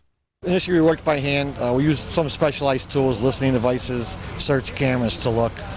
But this building being so old and with the mortar, it was a very tedious and slow-moving job. The tornado was captured on home video as it barreled down on this town of about 1,000 people. It damaged dozens of homes and other buildings, completely collapsing some. It's a very serious disaster. We've had people from all over here to help.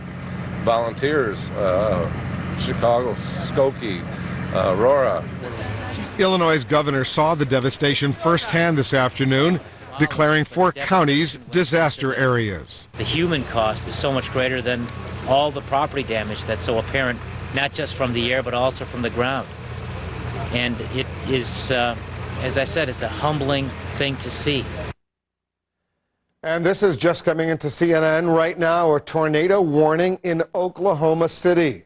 Let's go live to CNN meteorologist Jackie Jarris. She's at the CNN Weather Center. Jackie? Well, things are erupting very rapidly across parts of Oklahoma, also into Arkansas. There is a tornado warning in effect for Canadian and Oklahoma counties in central Oklahoma, and that does include Oklahoma City. This is moving east-northeast, and so this should be clipping the northwestern suburbs of Oklahoma City. It has already dumped baseball-sized hail in the town of Yukon, so this is a very dangerous storm, a Doppler radar indicated tornado. And this just in now out of Arkansas, Logan, Yell, and Pope counties, a tornado warning, a possible tornado 6 miles southwest of London. So a very volatile situation just erupting, and most of this is right along the I-40 corridor. If there is a tornado warning, you hear those sirens go off, make sure you get to the lowest level of your home, away from doors and windows. Watch is in effect here until 9 o'clock local time, and Wolf, the threat of severe weather will likely also erupt tomorrow afternoon, Friday afternoon, and possibly even Saturday. It's not finished yet. CNN's Jackie Jarris reporting for us. Thanks, Jackie, very much. Continued chaos and casualties in Iraq as suicide bombs rip through the city of Basra. Is Al-Qaeda behind the terror? And are they getting more organized? I'll speak with an expert on the group and where they might strike next. Firing back, the U.S. Air Force unleashes a powerful weapon against Iraqi insurgents. Safe at home, the ordeal of a Canadian aid worker kidnapped by Iraqi insurgents.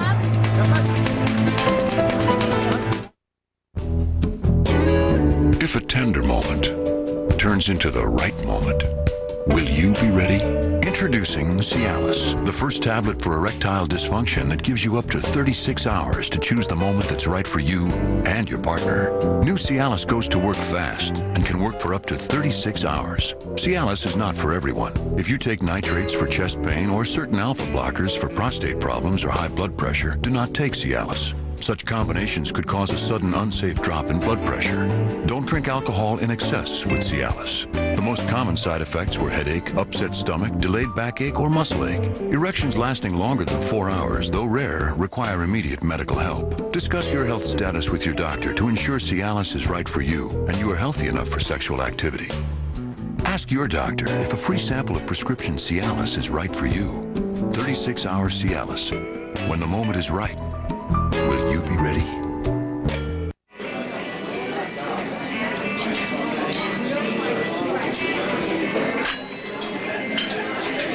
Good food. Just one more thing to love about Outback, like our golden boomerang shrimp. Outback Steakhouse. What are you doing? We just refinanced with Ditech.com and paid off our credit cards. Refinance now for just $395 in lender closing costs. Call 1-800-DITEC-1. On the farm, a lot of times you need to get power to a place where there is none. Well, no one is better equipped to help you out than us. Okay, Larry. Well, alrighty then.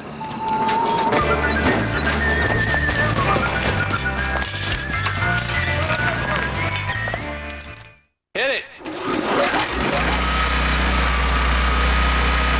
When you can generate your own power, that's freedom.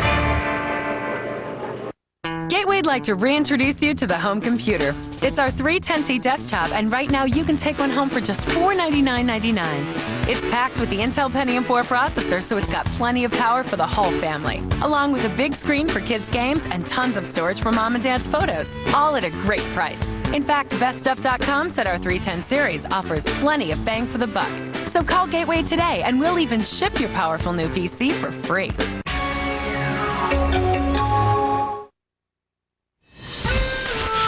From our studios in Washington, once again, Wolf Blitzer. Welcome back. In Fallujah, an early morning firefight between U.S. Marines and insurgents. Marines say the insurgents were trying to sabotage the local ceasefire deal. 3 Marines were wounded. The United States military says 36 insurgents were killed.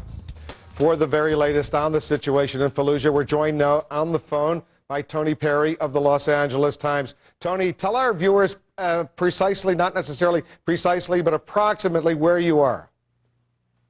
We're in the northwest corner of Fallujah, where the Marines established a foothold 2.5 weeks ago. I'm within a mile of the infamous SUV incident, where the bridge is, where the bodies were hung. The Marines have got a foothold, and they've got a foothold in several other places around Fallujah as they have encircled the city. And you're one of the few American journalists embedded with the U.S. Marines, is that right? Yeah, that's right. I'm in California, and the Marines are out of San Diego, so when they deploy, I've deployed to Afghanistan, Iraq last year, and Iraq this year. What is happening now? We heard about the 4-hour firefight earlier. What do you know is happening now? It's clearly the middle of the night. It's 1:30 at night. Things are quiet now. The insurgents have learned that the Air Force AC-130 gunship is too formidable an asset for them to oppose at night.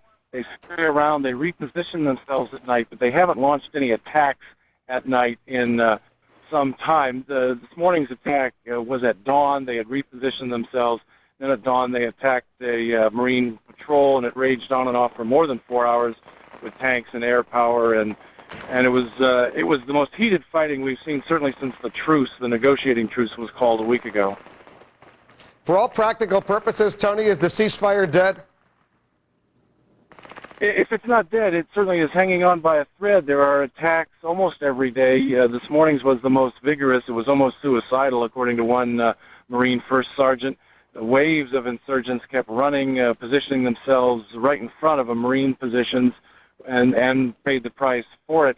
Very few weapons have been turned in, and of course that's the precondition for a long-lasting peace. The insurgents must throw down their weapons. They have not done so. There's a trickle of weapons, probably none from insurgents. So the truce, I think, is a twilight. I think it's a lull before a storm that's rapidly approaching. Tony Perry is a courageous journalist from the Los Angeles Times, embedded with U.S. Marines in Fallujah. Tony, be careful over there. We'll talk again. Thanks very much for joining us. United States forces are using a new weapon to fight insurgents in Iraq, Predator drones armed with Hellfire missiles. Our Pentagon correspondent Barbara Starr has this report. In the first known hit-to-kill mission against the Iraqi insurgency, an unmanned Air Force Predator drone fired Hellfire missiles at a team of fighters launching mortars outside a U.S. military base in Iraq. The Central Command confirmed details of the lethal Predator attack, which took place on April 11th at Balad Air Base, about 70 miles north of Baghdad. The drone, like this one, was flying overhead looking for insurgents that had fired mortars at the base, killing one airman. The attackers were spotted through an onboard camera. The Predator chased them. The ground controller got approval to fire, the missiles killing an unknown number of insurgents before they could fire again. Until now, the armed drones had been used largely against high-level targets in Afghanistan and Iraq. In November 2002, a Predator operated by the CIA over Yemen fired at a convoy carrying a senior al-Qaeda official, killing him and 5 others. Using unmanned armed Predators may be a new ongoing tactic to help keep U.S. air crews safe from Iraqi fighters expert in shoot-and-run tactics. Barbara Starr, CNN, The Pentagon. Bob Woodward's new book, Plan of Attack, has been making waves here in Washington and around the country. In fact, today the boat was rocking once again. The Pentagon admits it deleted parts of a transcribed interview that the Defense Secretary Donald Rumsfeld gave to Woodward concerning the decision to go to war with Iraq. Let's go live to our senior Pentagon correspondent, Jamie McIntyre. Jamie? Wolf, it's one of those classic Washington disputes about what was on the record, what was off the record, and today the Pentagon admitted it could have handled it better. At Tuesday's Pentagon briefing, Rumsfeld was disputing a passage in Bob Woodward's new book, Plan of Attack, alleging Saudi Prince Bandar was told by Rumsfeld 2 months before the invasion of Iraq it was going to happen and he could take that to the bank. I don't remember saying it, to be perfectly honest. Woodward claims he got that directly from Rumsfeld. Don Rumsfeld is on the record, if you look on the Pentagon website, saying that he said, this war plan, you can take it to the bank, it's going to happen. Except that the transcript of the October 23rd interview posted by the Pentagon had been edited, and that quote had been deleted. I've just been passed a note. Aides to Rumsfeld say he was unaware of the deletions until he was handed a note just before the end of the briefing, and that in the confusion of the moment he misunderstood what it said. Rumsfeld then stated flatly that nothing relevant had been removed. But I can say of certain knowledge that nothing was taken out that would naysay what I just indicated in my response to the question. No 18-minute gap. I beg your pardon? No 18-minute gap. And you can take that to the bank. Pentagon officials say the transcript was edited by mutual consent with Bob Woodward after a meeting last Friday, because they argued the deleted section did not directly confirm Rumsfeld spoke to Prince Bandar or when the conversation took place. Woodward denies he agreed to the deletion, and the Washington Post published the full text of the deleted section Wednesday. I was surprised it was deleted, Woodward was quoted as saying, because it obviously dealt with a critical issue. Rumsfeld's chief spokesman admits it was probably a mistake to edit the transcript without putting in the standard disclaimer that some material had been removed and placed off the record. Wolf? Jamie, on another matter, what are they saying at the Pentagon, this talk from some members of the Senate and House to revive the draft? Ain't going to happen is what they're saying. The U.S. military is convinced that it has the professional fighting force it does because they're volunteers. The last thing they want is a conscripted force of soldiers who don't really want to be there. They just don't think that works. All right, Jamie McIntyre with that at the Pentagon. Thanks, Jamie, very much. And to our viewers, here's your chance to weigh in on this important story. Our web question of the day is this: do you think the military draft should be reinstated? You can vote right now. Go to CNN.com/. Wolf. We'll have the results later in this broadcast. With today's bombings in Basra, many are wondering, has Iraq become a magnet for terrorist groups? And is Al-Qaeda one of them? Up next, I'll ask an expert, the veteran journalist, Philip Smucker. This day is for me a symbol that a free man can survive, a free spirit can exist. In jail for 18 years after leaking Israel's nuclear secrets. Today, this man walks free. Docking confirmed. New residents have arrived at the International Space Station. And mission accomplished. The new crew arrives at the International Space Station. We'll get to all of that. First, though, a quick look at some other news making headlines around the world. Israeli forces backed by tanks fought with Palestinian gunmen in Gaza. Palestinian students joined in, throwing Molotov cocktails, grenades, and rocks. Palestinian officials say several Palestinians were killed, including 4 militants. North Korea's Kim Jong-il left China today after a 3-day visit. China's official news agency says Kim told Chinese leaders he's committed to ending a nuclear dispute with the United States, and that both China and North Korea are prepared to move ahead with 6-nation talks aimed at diffusing the crisis. A Canadian aid worker says he's very happy to be home. Fadi Fadel returned to Montreal last night. He was kidnapped nearly 2 weeks ago while working in Iraq. Insurgents let him go last Friday. Happy birthday to the Queen. Britain's Queen Elizabeth II is 78 today. The event was marked with gun salutes at Hyde and Green Parks and at the Tower of London. The Queen is spending a quiet day at home. The official celebration with the Trooping of the Colour pageant will be held on June 12th. And that's our look around the world. Wolf Blitzer Reports is brought to you by Prudential Financial, a rock-solid leader in financial services. Choose Prudential Financial to help you grow and protect your wealth.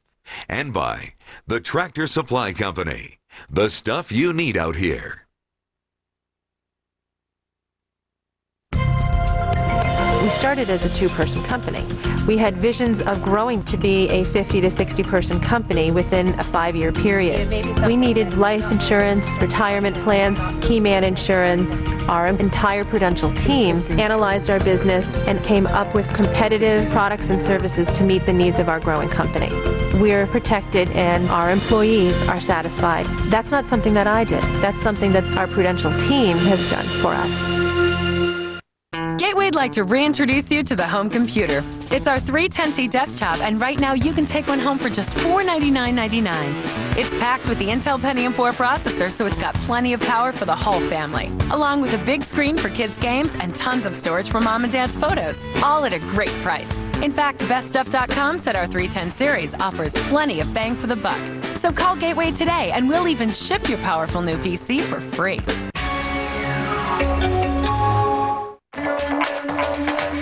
The new GMC Envoy XUV has so many exclusive features you've never seen before. The only way to truly experience it is to take a test drive like never before. A 24-hour test drive. Schedule a 24-hour test drive only at your participating GMC dealer and see why the new Envoy XUV is the sport utility with more utility. Professional-grade engineering. It's not more than you need, just more than you're used to.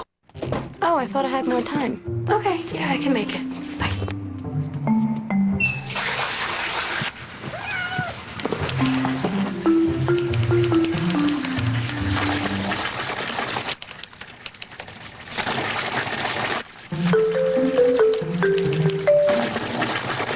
Pay 10 bills in under 3 minutes online.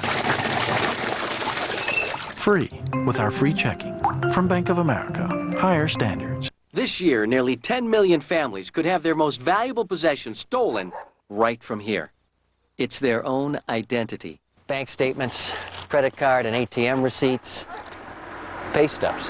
In today's world, a little advice. Shred anything you wouldn't want in the hands of a stranger. Hey, Tom. Protect yourself at home with the shredder more businesses rely on for superior performance and durability. Fellows, the world's toughest shredders.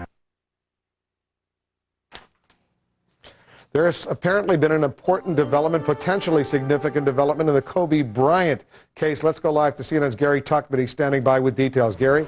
Wolf, it's a legal blow for Kobe Bryant and a decision we've been waiting for weeks. A judge has ruled that his accuser's medical records will not be allowed to be used in a trial. Bryant's attorneys have said this woman tried to kill herself 2 different times in the months before the alleged rape. They said it was relevant to her credibility, but the judge said although the woman did discuss visits to the hospitals with her mother and with friends, she did not reveal the nature of her medical treatment. Therefore, she maintains her doctor-patient privilege, and those records will not be allowed to be used by Kobe Bryant's attorneys who believe it's relevant to her credibility. Another pretrial hearing will be held next week, 3-day hearing. The main topic of discussion, probably even a more important topic, whether parts of this woman's sexual history will be allowed to be used in a trial. But once again, her medical and psychological history will not be allowed to be discussed in a Kobe Bryant trial. The date of that trial has not yet been set. Wolf, back to you. Gary Tuckman with that. We'll be watching. Thanks, Gary, very much. Let's move on now.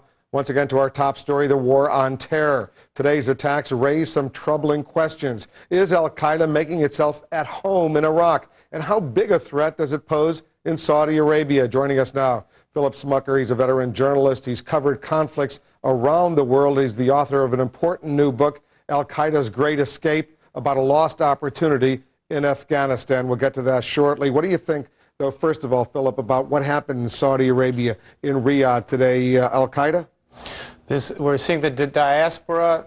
We're seeing members of cells that have escaped. They've spread themselves out. This is their homeland, Saudi Arabia. This is a place that they can work. And the danger is that Saudi Arabia will deteriorate into chaos and create more of these terror cells. What about Basra? All of a sudden, the Shiite part, the southern part of Iraq, we see what happened there today. Again, Al-Qaeda? Controlled by the allies of the Americans, the British. Anybody with any association. This is the police force they attacked. They attacked the police stations, and they're trying to destroy any notion of Western authority. Abu Musab al-Zarqawi, the alleged al-Qaeda operative in Iraq, he suggested this is what they wanted to do a few weeks ago. Well, is he in Iraq? I think a lot of these characters slip across borders. Where do you think he is? Well, they can go into Iran. They have connections there.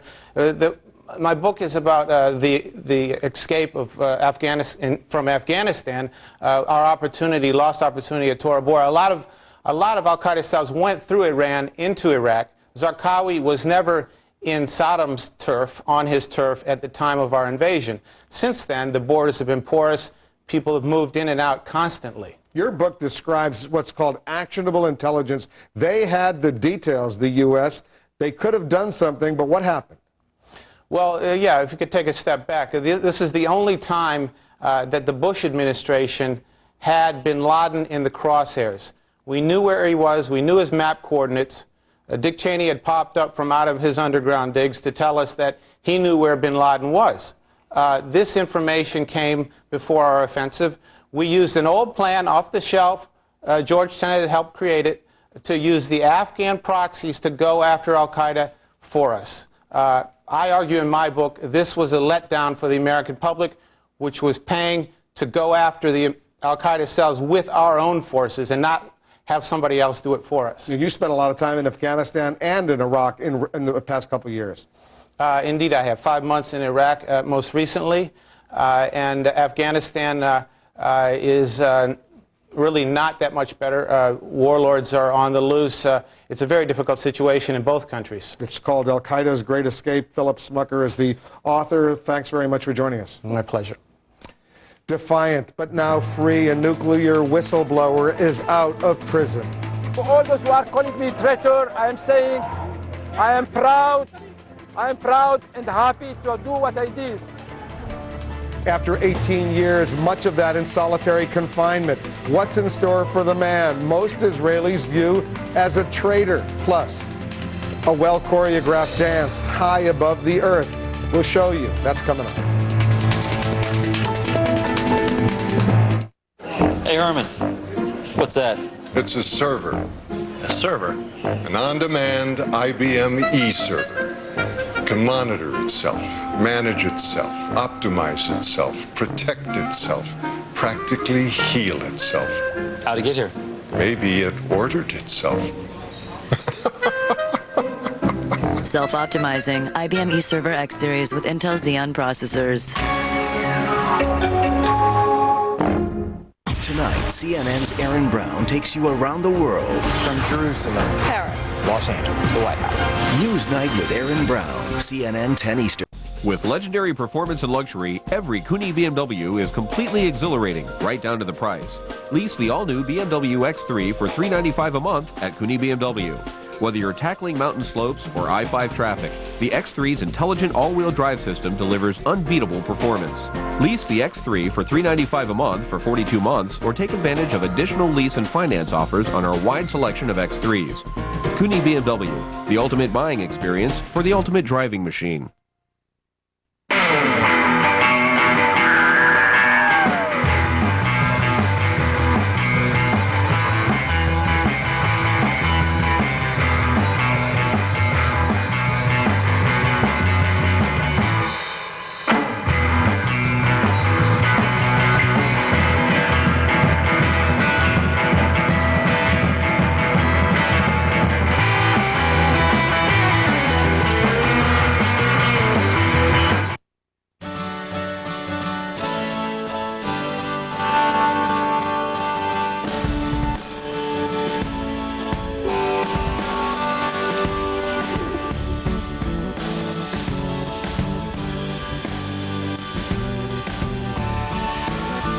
We've just doubled the speed of our high-speed internet connection. So no matter what you do online, your experience will be like no other.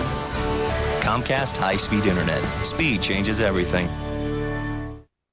Treat your family to some fun food at Todai Restaurant. Todai is an all-you-can-eat seafood buffet with a great selection of mouth-watering dishes at affordable prices. Todai uses only the freshest ingredients and has a relaxed family atmosphere everyone will enjoy. From crab legs to delicious desserts, Todai has everyone's favorites, all served up with a smile. Celebrate your birthday at Todai and your meal is free. Call ahead to reserve your table today. Todai at Pioneer Place in downtown Portland. News with the people making it. Paul is on now. CNN Tonight, 8 Eastern. He spent 18 years in prison for revealing secrets that exposed Israel's nuclear weapons program. Now a defiant former nuclear technician is free. Sort of. CNN senior international correspondent Walter Rogers reports. Mordechai Vanunu walked out of an Israeli prison like a prize fighter who had beaten the odds. 18 years, mostly in solitary confinement. Through the prison gate, the former nuclear technician could smell the world of freedom beyond these bars. Convicted in a secret court of treason and espionage in 1986, Vanunu is still much despised in the Jewish state for revealing Israel's once secret nuclear weapons program. To all those who are calling me traitor, I am saying I am proud and happy to do what I did. I am very glad that I succeed to do what I did. Muzzled in prison for nearly 2 decades, Vanunu maintained his agenda. I will continue to speak against all kinds of nuclear weapons. He also revealed his total disillusionment with the Jewish state, denounced its treatment of Palestinians, refused to speak Hebrew, embracing Christianity. I hope that after 17.5 years I can leave Israel. Vanunu's brother Meir repeatedly tried to rein him in, fearing that by revealing how Mossad agents had kidnapped him, he violated the terms of his parole, perhaps sending him to jail again. But Mordechai would not be restrained. In last month, the Shabak Mossad tried to break me. After 17.5 years, that didn't succeed. Supporters and detractors argued outside, some Israelis burning pictures of Vanunu. That is Vanunu in hell, this Israeli shouted. But European peace activists revere Vanunu, once nominated him for a Nobel Prize. 2 Americans who say they are his surrogate parents were appalled at Vanunu's incarceration. Cruel and inhuman treatment to be confined in a 6x9 cell, windowless, lights on 24 hours, not able to speak with one human being. I can't believe that we as human beings could act that way to another human being. Even after 18 years in solitary confinement, angry Israelis attacked Vanunu's car. Mordecai Vanunu is not so much free as he is on parole, and it's a very short leash. He must report to an Israeli police station every 48 hours. He cannot leave this country for 1 year, and worse, he enters a society where people on Israeli streets are openly calling for his death. Walter Rogers, CNN, Ashkelon, Israel. High-flying handshakes today far above the Earth as the International Space Station welcomes some new visitors. That and the results of our hot web question of the day when we come back.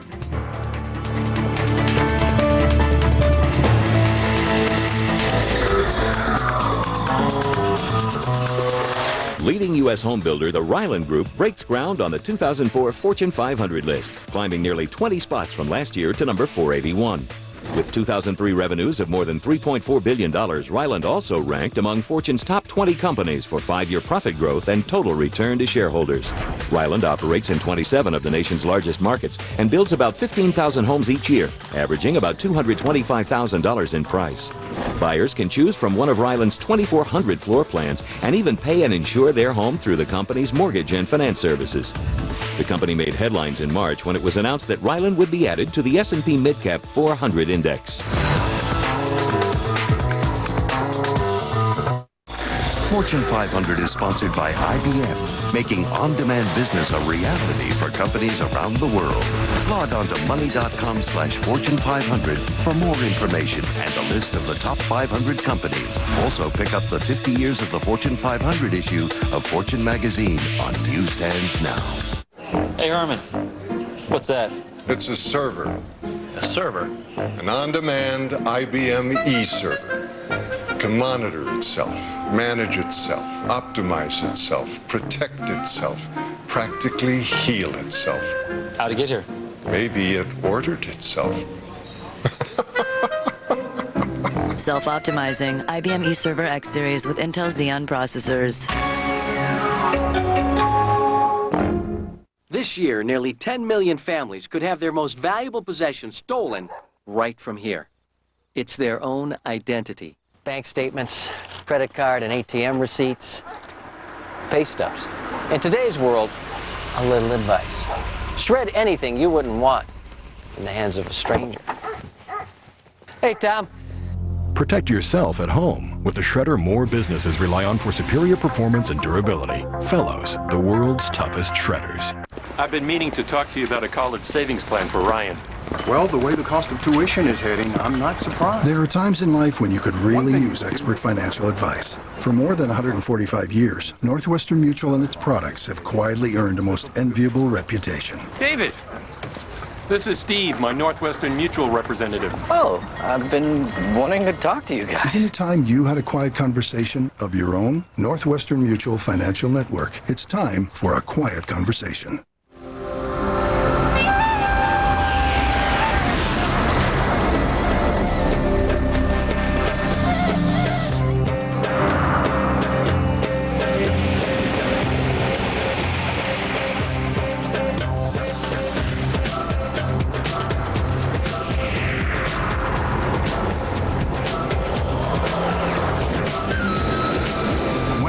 In these companies, diversification and the search for excellence were our main objectives. We at Kingdom Holding Company are proud to be associated with these international brand names. From our headquarters in Saudi Arabia, we will continue to contribute to the growth of the global economy with our investment strategy in the world's most promising businesses. Kingdom Holding Company, reaching out through global investments.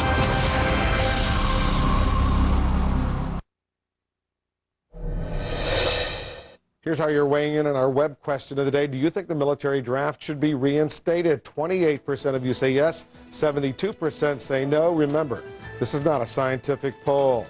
Let's get to some of your email. Email on my interview yesterday with Vietnam veteran and John Kerry critic John O'Neill. Gary writes this: "It is extremely disappointing that you would choose to air the unfounded, vitriolic rantings of John O'Neill. While his military service is admirable, he is nothing more than an embittered Vietnam vet who refuses to come to grips with the fact that the war was wrong." But MR writes this: "Kudos for interviewing Mr. O'Neill. I agree with his assessment that Kerry is unfit for the presidency. Kerry turned his back on his fellow military, turned his back on the Catholic Church, and would certainly turn his back on America." Our picture of the day is 250 miles above the Earth. It looked like this when a Russian Soyuz spacecraft approached the International Space Station and docked with it after a 2-day flight from Earth. Over the years, the docking maneuver has come to seem almost routine, but it remains both a silent space ballet and a technological achievement, a portrait of perfection. We think that's still worth watching. A reminder, you can always catch us here on Wolf Blitzer Reports weekdays, 5 p.m. Eastern. I'm also here noon Eastern as well, weekdays. Thanks very much for joining us. Lou Dobbs Tonight starts right now.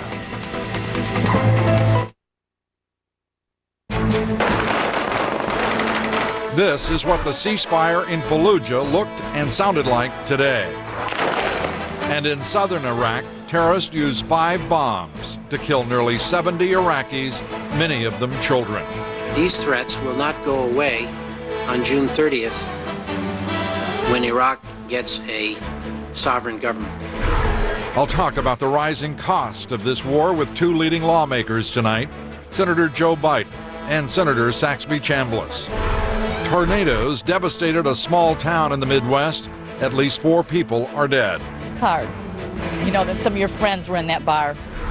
And critics of our extensive coverage of the export of American jobs to cheap overseas labor markets have introduced a new word to the debate. They call it insourcing, to counterbalance outsourcing. In our face-off tonight, a debate about insourcing, outsourcing, and what both terms mean for the well-being of the American worker. This is Lou Dobbs Tonight for Wednesday, April 21st. Here now for an hour of news, debate, and opinion, Lou Dobbs. Good evening tonight. Terrorist bombs, death, and destruction in southern Iraq, and the so-called ceasefire in Fallujah punctuated by a 4-hour firefight between U.S. Marines and insurgents. In southern Iraq, suicide bombers killed 68 people in Basra during the morning rush hour. 18 of the victims were children. In Fallujah, U.S. Marines killed 17 insurgents in 2 separate battles. 3 Marines were wounded. Jim Clancy reports from Baghdad. The charred wreckage of civilian vehicles burned in the streets after 5 suicide bomb attacks hit 4 Iraqi police facilities in the southern city of Basra. Scores of civilians were killed and more than 100 wounded. We were in the house and heard a loud explosion throughout the city, said this man. We ran out to try to help people. When we arrived, we found bodies. As the wounded were loaded aboard ambulances, it was learned that 2 vans used as school buses were hit in one of the blasts, killing a number of preschool children as well as some middle school students on their way to class. I'm extremely saddened by this incident, this heinous crime against the population, said the president of the Iraqi Governing Council, Masoud Barzani. We were saddened and we were shocked by it, and we strongly condemn this as an act of terrorism. Anguished Iraqis cried out in grief. The bombings shattering any illusions their southern city was beyond the reach of violence. 2 of the car bombs hit Basra's police academy, one of them designed to strike after the initial blast, as police and rescue workers crowded around the scene. Anti-coalition gunmen in the besieged city of Fallujah attacked U.S. Marines just after dawn Wednesday. Marines said they suffered several wounded and reported more than a dozen of the attackers killed. Some of the fighting was from rooftops as Marines tried to neutralize snipers. Take your time, make it count. But some of it was at street level, where coalition troops fought running battles for 3 hours. One coalition commander interpreted the frontal assault as a last gasp from anti-coalition fighters who are being asked by Fallujah's religious and community leaders to turn in their weapons. Despite that call, no weapons have been turned in, no foreign fighters turned over. In response, U.S. military commanders refused to allow more of Fallujah's residents to return and warned that U.S. Marines could be sent in to disarm the fighters by force if necessary. Jim Clancy, CNN, Baghdad. Terrorists also attacked a police building in Saudi Arabia today. They killed 4 people and wounded 150 others. A suicide bomber exploded a car bomb outside the police headquarters in the capital of Riyadh. Police said they defused 5 other bombs before the 6th exploded. A senior Saudi official tonight is blaming al-Qaeda for the attack. The explosion comes just days after the State Department ordered most Americans to leave Saudi Arabia because of rising fears about terrorist attacks by radical Islamists. The rising cost of the global war on terror and the war in Iraq is raising serious concerns on Capitol Hill. Some senators say the overall cost of the war could rise by as much as $75 billion. The chairman of the Joint Chiefs of Staff, General Richard Myers, today admitted the war is going to cost more than the Pentagon expected. Lisa Sylvester reports. The increase in violence is driving up the cost of the war. So is the decision to keep 20,000 U.S. troops in Iraq for an extra 3 months. Last November, when Congress approved $87 billion in supplemental funding for the war, military planners thought the money would carry until the end of the year. But that's not going to be the case. The increased operations tempo, keeping what's going to turn out to be a force of around 20,000, which includes the 1st Armored Division, and that's the bulk of it. Additional time in Iraq is going to cost us more money. Congress has already approved $166 billion for military operations in Iraq and Afghanistan. That does not include funding for reconstruction. Senators Chuck Hagel and Joseph Biden of the Foreign Relations Committee believe the Bush administration will need another $50 to $75 billion more next year for the war effort. It's very important that the administration be very straight and honest and open with the Congress, the American people. If they're not, there's no way this policy can be sustained. The White House has been reluctant to ask the American public for more money in an election year, sparking even more criticism from Democrats and Republicans. White House spokesman Scott McClellan says they do not expect another supplemental this year, but did not rule out the idea. Well, we have said previously that we did not expect one this year. However, we always look to the commanders in the theater to make those determinations in terms of what the troops need to complete their work and do their job. The biggest item adding to the cost of the war is personnel, paying the troops combat pay and keeping the reserves activated. Lou? Thank you, Lisa. There were conflicting reports today about the future of Polish troops in the Iraq coalition. First, the outgoing Polish prime minister said Poland cannot turn a blind eye to the withdrawal of Spain and some other countries from Iraq. The prime minister said his successor would make the final decision on whether to withdraw Poland's 2,400 troops. His successor will take office next month. Later, a Polish government spokesman said Poland has not considered a troop withdrawal. President Bush today condemned the bomb attacks in Iraq and Saudi Arabia. President Bush said the United States is not going to cut and run from Iraq. Senior White House correspondent John King reports. John? And Lou, the president directly linked the attacks in Iraq and the attacks in Saudi Arabia, suggesting that the terrorists were trying to divide the allies in the global war on terrorism, and within Iraq trying to divide the United States and its coalition partners. Mr. Bush made clear in a speech to newspaper editors here in Washington that that would not be the case when it comes to the United States. And in promising to stay the course in Iraq, listen closely to the president. Aides insist he's not criticizing his father here, but some could interpret this remark as a criticism of the choice the former President Bush made at the end of the first Gulf War. The Iraqi people are looking, they're looking at America and saying, are we going to cut and run again? That's what they're thinking as well. And we're not going to cut and run if I'm in the Oval Office. We will do our job. I believe that people yearn to be free. I believe the people of Iraq will self-govern. And I believe the world will be better off for it. I believe freedom in the heart of the Middle East is an historic opportunity to change the world. Now, Mr. Bush told the editors he was there to talk policy, not politics, but he did take issue with a statement by his Democratic rival, John Kerry. Last week, Senator Kerry said that a stable Iraq, not necessarily a democracy, was the threshold for bringing troops home. Mr. Bush said he believed democracy was absolutely necessary to keep Iraq from collapsing back into chaos. And Lou, as the president discussed the bombings in Saudi Arabia today, the attacks in Iraq, the recent strikes in Madrid as well, Mr. Bush said it is clear that the terrorists are on attack against those countries who are fighting in the global war on terrorism. And the president made clear he believes the terrorists would very much like to attack the United States again. And on that point, the president said this. He said, our intelligence is good. It's just never perfect is the problem. Lou?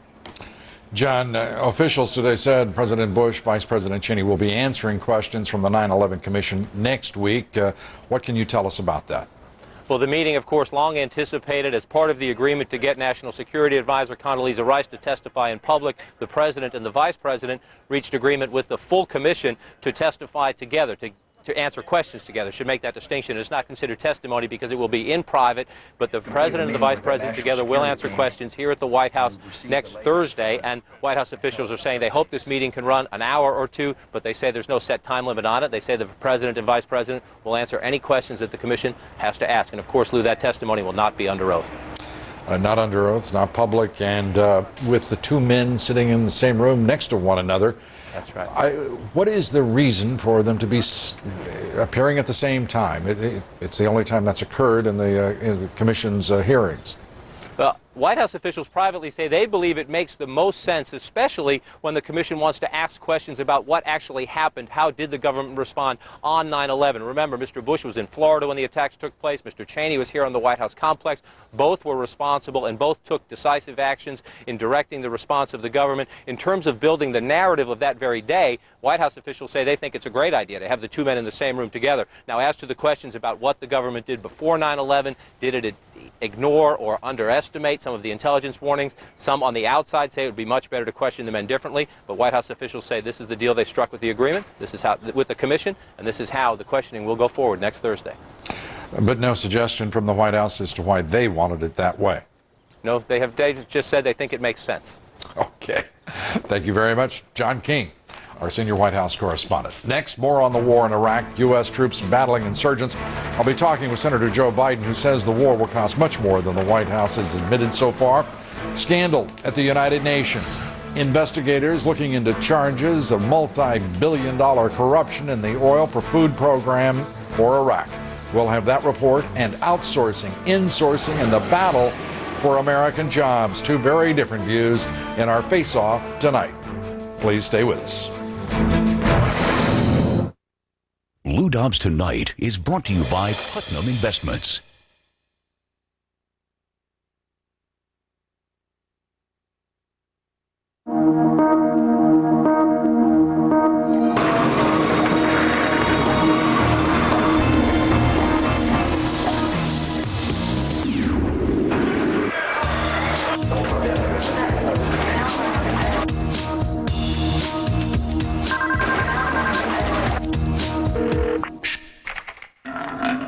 Every square inch of Putnam Investments strives for consistent, dependable, superior performance over the long term. For good reason.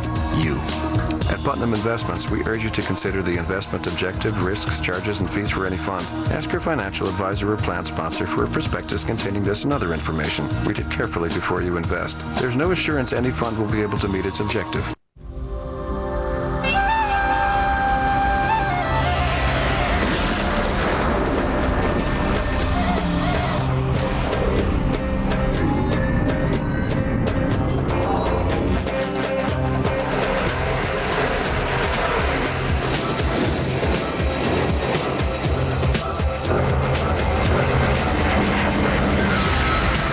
When we invested in these companies, diversification and the search for excellence were our main objectives.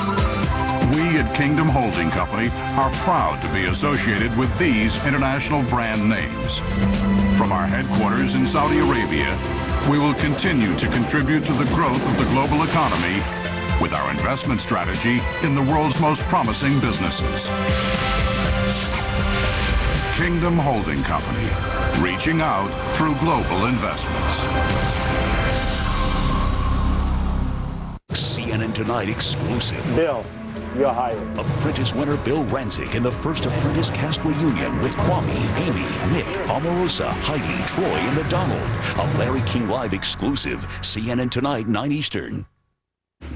Here's what we're working on tonight for Newsnight. In Iraq, suicide bombings ripped through a southern city as heavy fighting resumes in Fallujah, and the new push to bring back the draft. That's Newsnight, CNN Tonight, 10 Eastern. The Senate Foreign Relations Committee today held a second day of hearings on the transfer of power in Iraq and the costs of the war. My guest tonight is the ranking Democrat on that committee. Senator Joseph Biden says he cannot remember a more consequential hearing in his 31 years in the U.S. Senate. Senator Biden joins us now from Capitol Hill. Good to have you with us. Good to be with you, Lou. This, at this point, is there a clarification in your mind and that of the committee of U.S. policy in Iraq and the direction in which we're headed? No. Not at all? Not at all. Matter of fact, the administration is yet to agree to have a senior witness even come and testify before our committee, which I find to be astounding. You may remember before the war, Lou, we asked that General Garner come up and tell us what the plans for the aftermath of the war were. They said he was busy. He could go on your show and other shows, but he couldn't come before the Foreign Relations Committee. I don't know if he was literally on your show, but on other shows. And the same thing's happening again. I think they're making a tragic mistake. The American people have a right to be informed as what's about to be asked of them, and no foreign policy in this country is going to be able to be sustained without the informed consent of the American people. And they don't know, or they either don't have a plan, or they have a plan and they won't share it. I don't get it. Well, Senator Lugar, the chairman of the committee, Republican, highly critical of the administration, as are you, for precisely the same reasons. The Constitution provides a role for Congress in all of this, a responsibility, in fact. What is the next step? The next step is we're having another hearing tomorrow, and Dick Lugar said if we don't get answers tomorrow, we'll have one next week, and the following week we're going to continue to have a drumbeat until they come forward and tell us what the plan is. Look, we understand that no one has a magic answer. We understand there's no silver bullet. We understand that this is a place where a great deal of humility is in order as to how to proceed from here. But the fact of the matter is, Lou, that every witness we've had the last 2 days and been incredible testimony has said the first and foremost thing that has to be done is we have to establish security on the ground. And that is more than what we call force protection. That means protecting one another, American forces. That is our first and primary obligation and responsibility. But in the meantime, there is little or no order on the ground with mothers, fathers, sons, daughters who are trying to go to school or to the mosque or to in a school bus, like what happened today in Basra, for God's sake. The explosions in Basra, the 4-hour firefights in Fallujah as a ceasefire is trying to be sustained by the U.S. Marines there. The fact is that U.S. forces, there has been every suggestion that we need more forces in Iraq to provide the security that you're talking about.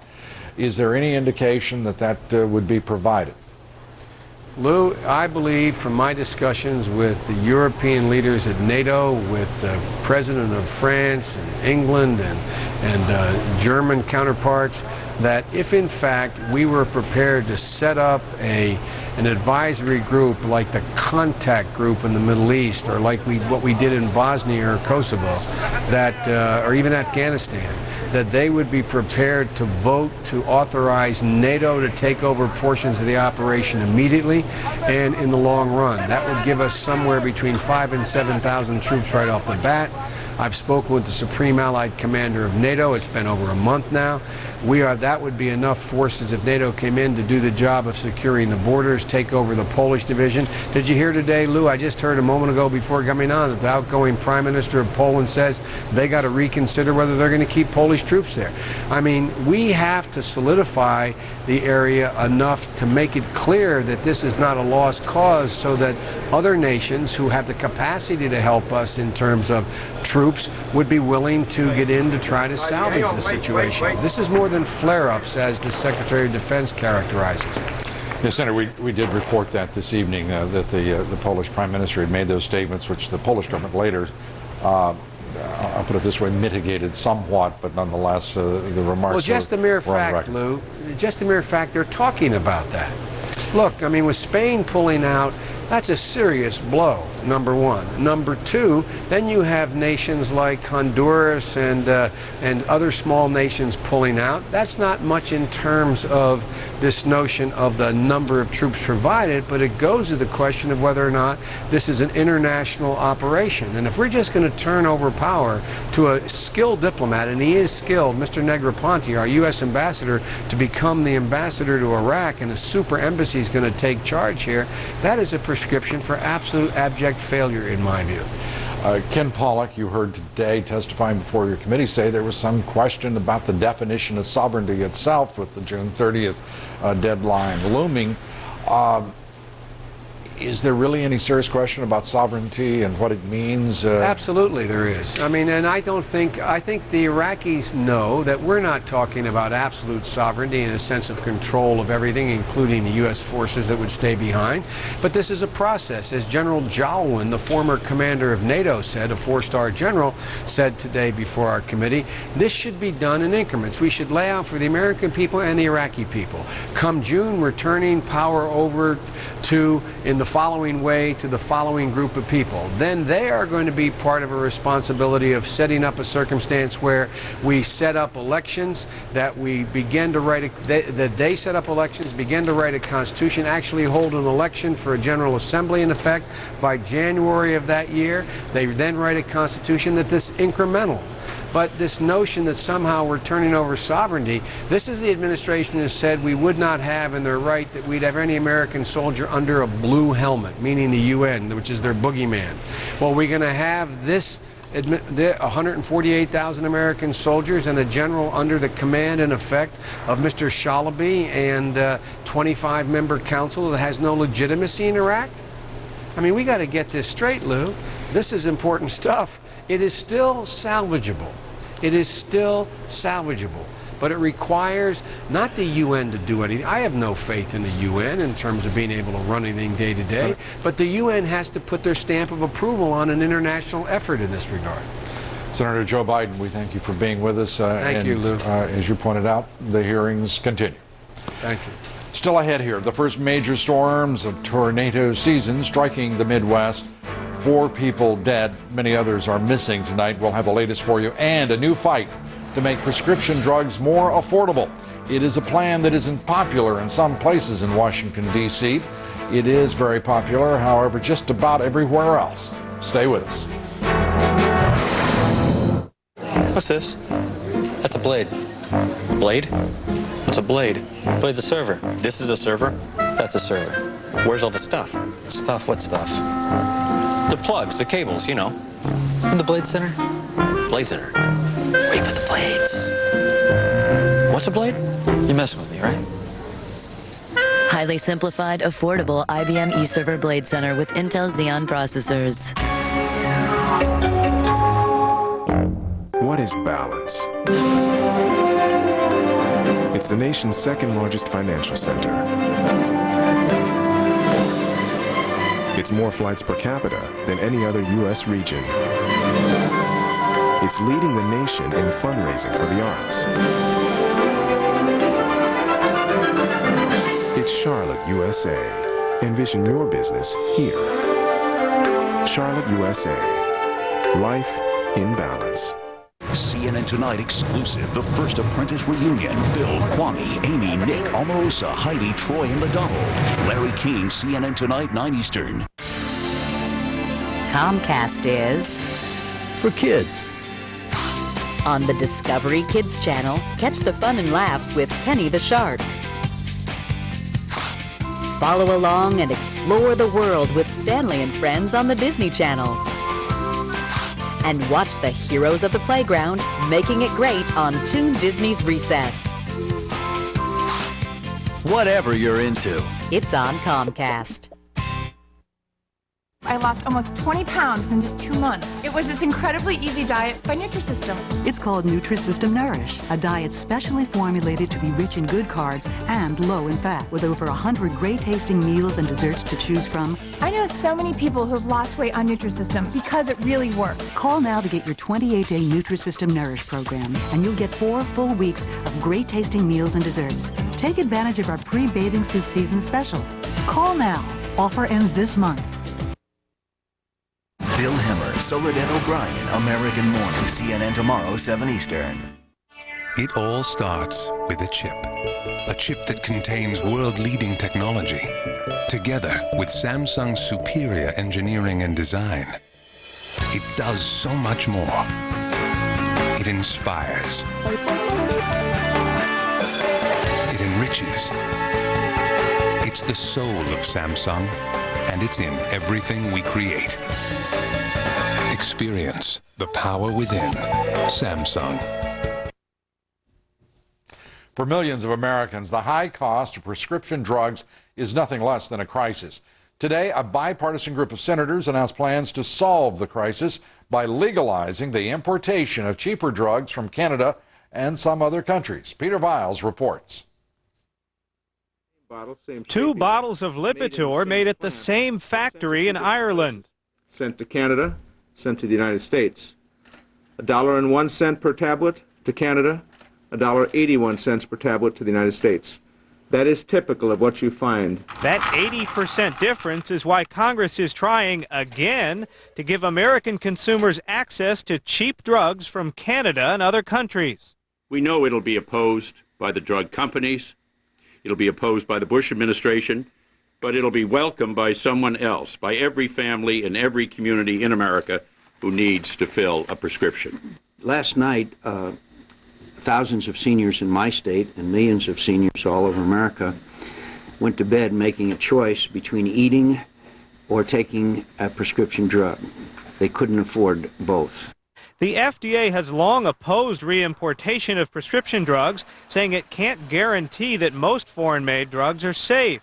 But the Senate bill, sponsored by Byron Dorgan, would give the FDA the money and the responsibility to ensure the safety of those drugs. The issue pits 2 huge lobbying groups against each other. The powerful pharmaceutical lobby argues flooding America with cheap drugs will stifle research and development of new drugs. For us to import price controls into the United States, the net result of that is going to be to create a disincentive against pharmaceutical research, and that's not what we want on behalf of America's patients and families. But the lobby for senior citizens disagrees. That's why AARP is fighting to speed generics to market and legalize the safe importation of drugs from Canada. It's a drug war we can win. This issue also pits John Kerry against George Bush. Kerry supports access to drugs from Canada and other nations. The Bush administration, like the Clinton administration before it, does not. Luke? Pete, the fact is that the drug industry expects Americans to subsidize research and development in other countries to enjoy the benefit of cheaper drugs? What they're saying is these other countries are getting a free ride and the system in the other countries doesn't work and should not be imported here. But what you're seeing around the country is local officials not waiting for Congress, trying to do this on their own without congressional approval. Pete, thanks very much. Coming up next, after years of scandal and allegations, the United Nations Oil for Food program is finally the subject of an independent investigation. Richard Roth reports the bloody fight for Iraq goes on. When will the transfer of power take place? At what price to our troops? Senate Armed Services Committee member Saxby Chambliss is my guest next. And some say it is a welcome antidote to outsourcing. Others say it's nothing more than deceit. The debate over something called insourcing at the center of our face-off tonight. Stay with us. Win 1, they call you a champion. Win 4, they call you a dynasty. What do they call you when you win 13 years in a row? A BMW. The 3 Series was named one of Car and Driver's 10 best for 2004. An unprecedented 13th consecutive year. Test drive the legendary 3 Series today. BMW, the ultimate driving machine. A is for after-tax income, annual percentage yield. asset allocation. G is for get yourself a knowledgeable financial consultant who can help you sort things out. A.G. Edwards. There's no security that lasts longer than you pay attention to it. Security is something you can declare, but it's gone a minute later. Solving tomorrow's problems is why we win. It's why customers bet on Juniper. We're built for what it takes to prevent the attack that you haven't seen yet. That's the one we worry about. That's the one we all need to worry about. That's what it means to Juniper your net. That's leadership. Lou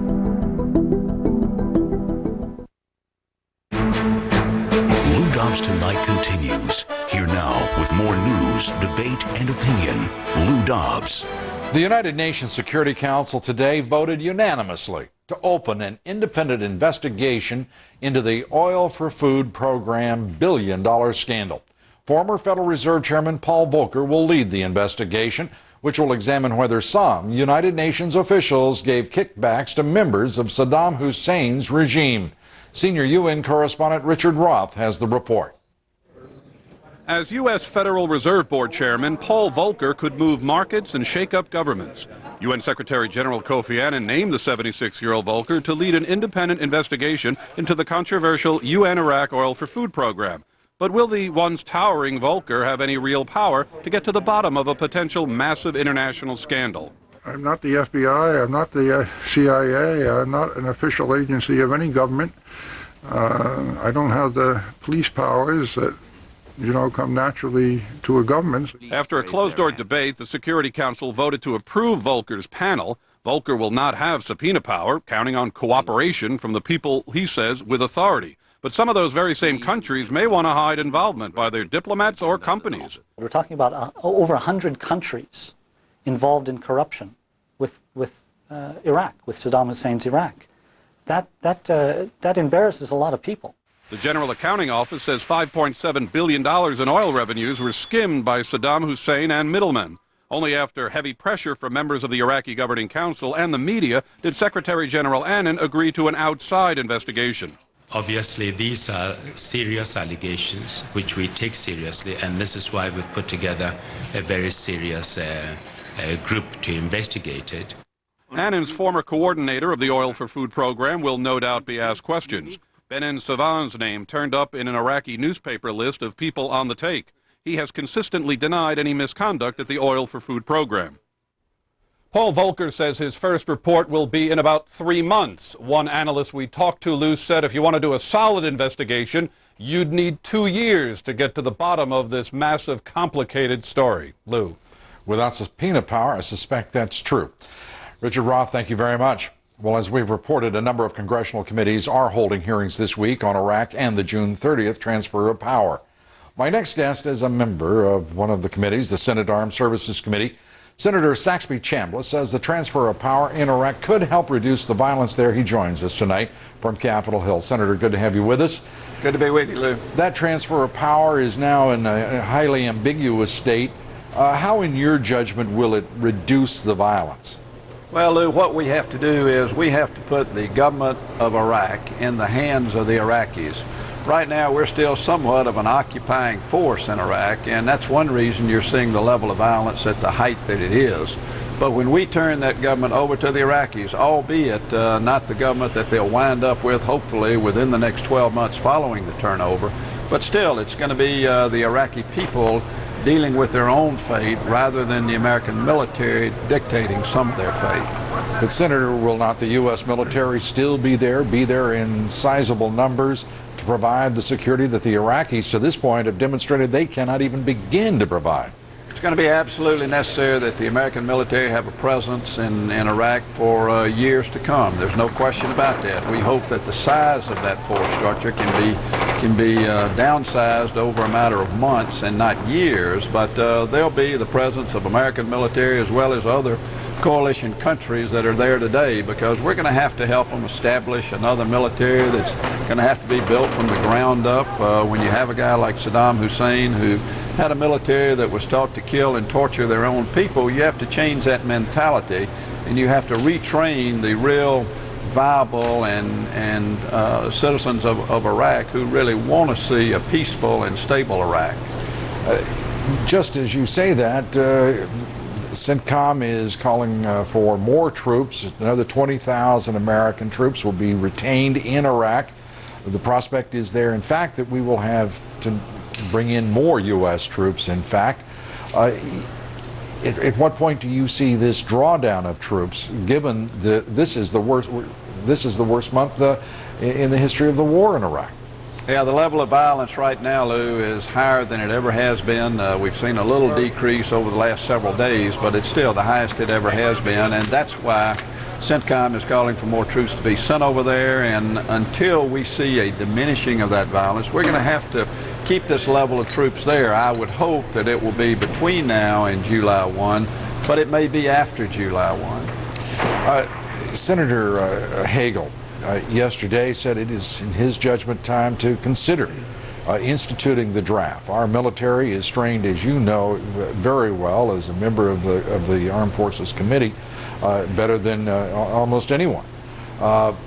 Asked to meet challenges that are global, changing, and grave challenges at that. What is your reaction to the senator's suggestion?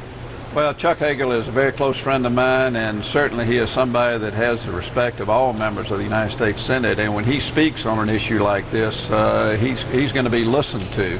So certainly we need to take Chuck's comments and study them very carefully and have a full debate on this issue. I frankly think that the all-volunteer draft has worked very well. I just returned from a trip to Europe last week where Senator Sessions and I toured 14 military installations in 4 separate countries in 4 days. We were looking primarily at the base closure issue and what we ought to realign and close, but we had a chance to visit with troops who had spent a year in Iraq, the 173rd Airborne Division. They'd been in Kirkuk for a year. We had a chance to visit with young men and women who were on the way over there, as well as wounded soldiers. And let me tell you, the quality of those individuals is second to none. Every branch of our service, Lou, is still able to recruit and retain the very finest young men and women that America has to offer. So I think the all-volunteer force is still working well, and we're not hearing complaints from our commanders about the quality of their troops. And they're there not in a conscription fashion. They're there because they want to be there. They love America, they've got a job to do, and they're there to do that job. You mentioned the base closings. Your thought is that we should be closing those bases in Europe? I think there are a number of installations in Europe that must be consolidated. Some of them are going to have to be closed, some of them are going to have to be realigned and downsized drastically. You just look at what happened in this latest conflict. The 3rd ID is based in my home state at Fort Stewart and Fort Benning, Georgia. Those are the troops that we transported to the Middle East. We did it in quick fashion. We supplied them, and we can do that now. The bases that were built in Europe were post-World War II bases, and the need for the number of bases and the number of troops that we have in Europe today simply does not conform with the current U.S. policy, and I think you're going to see the Pentagon recommend a real downsizing of those forces and those bases. A downsizing of those forces and those bases, while U.S. foreign policy and, again, geopolitical challenges seem to be unlimited in their growth as the global war on terror has expanded. Drawdown of forces and the realignment of our forces at a time when the challenges look to be generational. Senator, does that give you any pause at all? No, I really don't see that as a problem, Lou. First of all, we need to think about jobs in Georgia and every other state in the continental United States versus jobs in Germany, for example, where we have a number of troops today, particularly where the national security of the United States can be protected just as easily from the continental United States as it can from Georgia. Now, obviously, we've made a real commitment to some other parts of the world from an economic standpoint. They get a tremendous economic boost from our troops being there, but from a political perspective, we're going to have to deal with that in a very diplomatic way, but we'll do that. Senator Saxby-Chambliss, we thank you for being with us here tonight. Surely.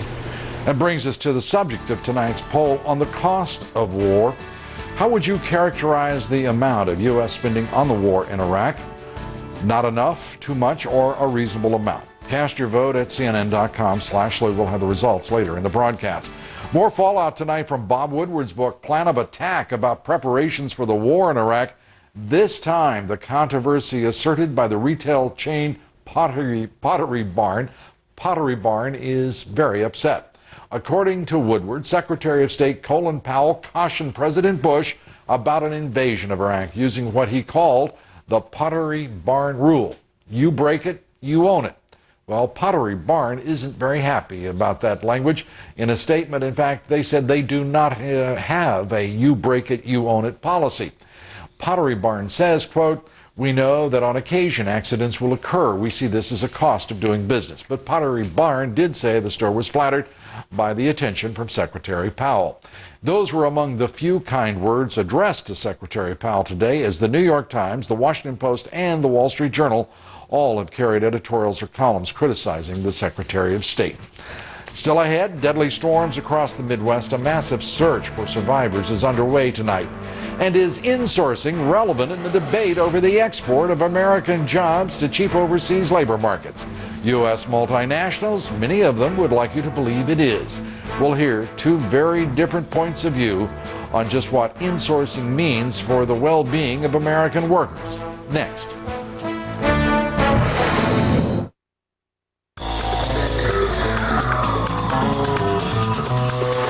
Leading U.S. home builder, the Ryland Group, breaks ground on the 2004 Fortune 500 list, climbing nearly 20 spots from last year to number 481.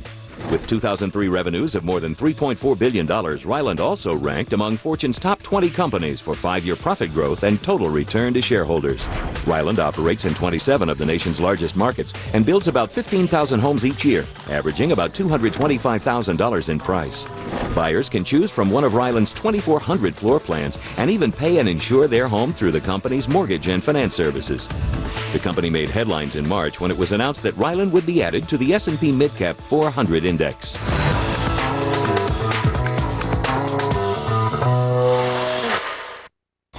Fortune 500 is sponsored by IBM, making on-demand business a reality for companies around the world. Log on to money.com/Fortune500 for more information and a list of the top 500 companies. Also, pick up the 50 Years of the Fortune 500 issue of Fortune magazine on newsstands now. What's this? That's a blade. A blade? What's a blade? Blade's a server. This is a server? That's a server. Where's all the stuff? Stuff? What stuff? The plugs, the cables, you know. In the Blade Center? Blade Center. Where you put the blades? What's a blade? You're messing with me, right? Highly simplified, affordable IBM eServer Blade Center with Intel Xeon processors. So do you know what I said? To the bank guy? Yeah. I said I wanted free checking with no minimum balance, plus free online bill paying. Plus I want lots of your ATMs so we don't have to worry about those fees. Because I don't think we should have to pay for any of it. And you know what he said? Goodbye. He said, we don't think you should pay for it either. Oh. Free checking with no minimum balance. Plus, plus, plus. From Bank of America. Higher standards. John, we've been expecting you.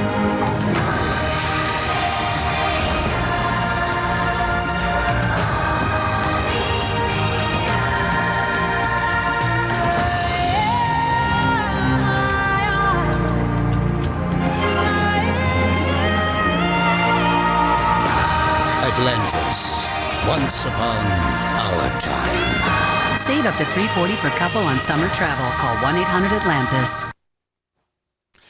Tonight, officials say deadly tornadoes in the Midwest killed at least 8 people. Many other people were injured. Power was knocked out in 15,000 homes across Illinois and Indiana. Utica, Illinois, 90 miles southwest of Chicago, suffered the worst damage. The town of 1,000 residents lost 8 people when a 3-story tavern collapsed. Rescue workers are still searching the rubble for survivors. 5 people were found alive in the wreckage of the tavern. They're still in the search and rescue phase of the mission. As long as there's hope of finding more survivors in that tavern, they're going to pick through that rubble very carefully, and that's the phase that we're still in here. And the Weather Service has issued tornado warnings for Oklahoma City and parts of Arkansas tonight. Well, over the past year, we have reported extensively on the shipment of American jobs to cheap foreign labor markets. Now, those who defend the exporting of America have turned to what they call insourcing. That's the claim that foreign companies create jobs in the United States, which offset the loss of those jobs to cheap foreign labor markets. Insourcing is the topic of tonight's Face-Off. Robert Scott is with us. He's senior economist at the Economic Policy Institute. He says foreign companies have destroyed more jobs than they've created. And joining us from Washington, good to have you with us. Todd Malin is the executive director of the Organization for International Investment, who says insourcing is one of the benefits of a global economy. Gentlemen, good to have you with us. Thanks, Lou. Let me begin first with you, if I may, Todd, and that is insourcing as a counterpoint to outsourcing. When did you come up with this term? Well, it's not necessarily that it's just a counterpart or a counterpoint. It's part of the whole complex of the global economy. If we have 6.4 million Americans working for companies that are based abroad but have operations within the United States, that's a good thing. You guys have done a great job of putting a human face on the cost of the global economy. If you're going to do that, we also have to look at where the benefits are. Sure. Robert, your thoughts? Well, I think that we have to analyze this notion that we're getting benefits from insourcing. And when we look carefully at the data, what we find is that we're actually seeing many more jobs destroyed as a result of foreign investment in the United States than are actually gained through creation of any new firms. Well, one of the things I'd like you both to address, it strikes me as, just to be very clear here, that insourcing, as you've defined it, and many other proponents of shipping American jobs have defined insourcing in quite different terms than outsourcing. In point of fact, the reason those jobs were created in the United States by those foreign companies is so they would have access to an $11 trillion consumer market. That's just one part. That's one part of it, right. But it is fundamental. And the second part is the reason we're shipping American jobs, in the instance in which we're citing here, is simply because to kill an American job, disrupt an American family, so that a U.S. multinational can ship that job to a cheap foreign labor market for a tenth of the cost and send that service back to this market. But they're always, that doesn't seem to me to be proportionate or frankly, a valid comparison. But Lou, you have to remember these companies aren't just here to serve our market. They're responsible for 22.4% of exports from the United States. That's a huge contribution to our trade balance. If we didn't have foreign companies here building products, our exports, while we've got a $500 billion trade deficit, would be 22% higher? In many cases, maybe. I mean, we these got companies, an even bigger problem than most people think about that. Well, you know, I think that we have to look at these companies. Is that right, Robert? No, absolutely not. I think the way we have to look at these firms is to look at what they're doing with both exports and imports. Sure, exports create jobs, but imports displace many more jobs. And in fact, these companies in 2001 had a $206 billion trade deficit. That means we lost millions of jobs as a result of the net imports these companies are bringing into the United States. But Robert, your numbers actually, we looked at your numbers, and I know it's sort of back of the envelope stuff to put on the website, but basically, if you look at the numbers you've done on the trade gap, you include 75% of that trade gap is wholesale trade. So that's U.S. subsidiaries buying products that are already finished goods, French wines or Brazilian bananas or Colombian coffee. Nestle's in California. They make Nescafe in California. They import Colombian coffee into the United States. You're losing me, to be really candid about it. I'd love for both of you to address this issue. When a U.S. multinational kills an American job, sends it to a cheap labor market, purely on the basis of price, it has nothing to do with access to that cheap foreign labor market as a consumer market, but rather for the U.S. market, why in the world shouldn't there be a public policy against that if corporate America doesn't have the leadership to constrain itself? Lou, what we have to do is find out how we can make the United States a more competitive location for... How does that make us more competitive if you kill an American job and instead hire cheaper foreign labor? How do we keep them here?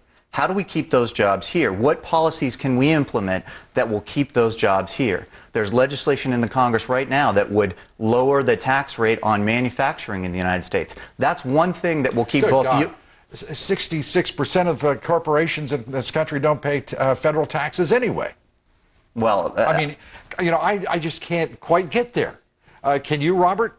No, absolutely not. And I think you hit the nail right on the head, Lou, when you talked about these companies using these foreign acquisitions to in the United States to bring in more imports. They're simply taking labels off products that used to be made here and slapping them on foreign imports. Sure, they're completely assembled abroad, and that exactly makes my point. They're simply using these companies as a Trojan horse to penetrate the U.S. market. I really disagree with that, Lou. I mean, I think that's very unfair. If BMW builds a plant in South Carolina and they make 166,000 cars there, and 60% of them are exported from the United States, I just don't understand why we're having a debate about this. That's got to be good for the United States. Again, what's going on is that these companies are building car plants in the United States to bring in parts from around the rest of the world. And I looked at the trade data this afternoon. Our trade deficit in cars and trucks and parts more than doubled between 1991 and 2001. Again, these companies are just bringing in parts and selling us finished cars. Well, I want to thank you both for being here to debate this. I hope that you will, you know, I'm going to be very serious about this. I'd like you to come back in the next few days. This is critically important to the well-being of American workers, first and foremost. There's not much of a countervailing influence right now to the political and economic power of corporate America, but the reason in public debate. And I appreciate you participating, Todd. Robert, I appreciate you, and I hope you both will come back the next few days. Can you do that? Happy to, absolutely. Robert? Absolutely, Lou. Thank you, gentlemen. Thanks so Appreciate much. it. Great. Thanks, Lou. Apparently, the president is having a change of heart when it comes to exporting American jobs to cheap foreign labor markets. Well, at least the president from the NBC television show The West Wing. According to the show's website, in tonight's episode, President Bartlett, played by Martin Sheen, will reverse his free trader positions on sacrificing American jobs to foreign countries. Someone in the White House, even if it is just a set, seeing the light. Art, life, imitation, I can't remember the order in which they go. Still ahead, we'll share some of your thoughts about exporting America, and opponents of illegal immigration lose their fight to gain control of the nation's largest environmental group. We'll have more for you on the election results for the Sierra Club. Stay with us. Here's what we're working on tonight for Newsnight. With new violence in Iraq, a push to bring back the draft. That's Newsnight, CNN Tonight, 10 p.m. Eastern. Only with cable do you get the latest technology and equipment hassle-free. Unlike satellite providers, cable doesn't charge you for repairs or make you sign a new contract every time technology advances. And you don't have to pay extra for local channels. Plus, your local cable company offers local programming, high-speed internet, and local HD TV programming, something you won't find with satellite. Get the latest technology hassle-free, only with cable.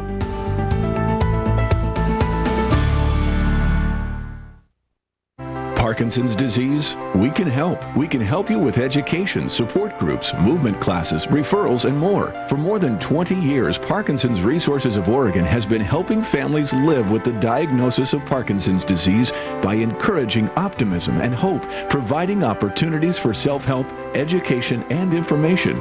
Parkinson's Resources is a Portland-based nonprofit organization serving Oregon and Southern Washington.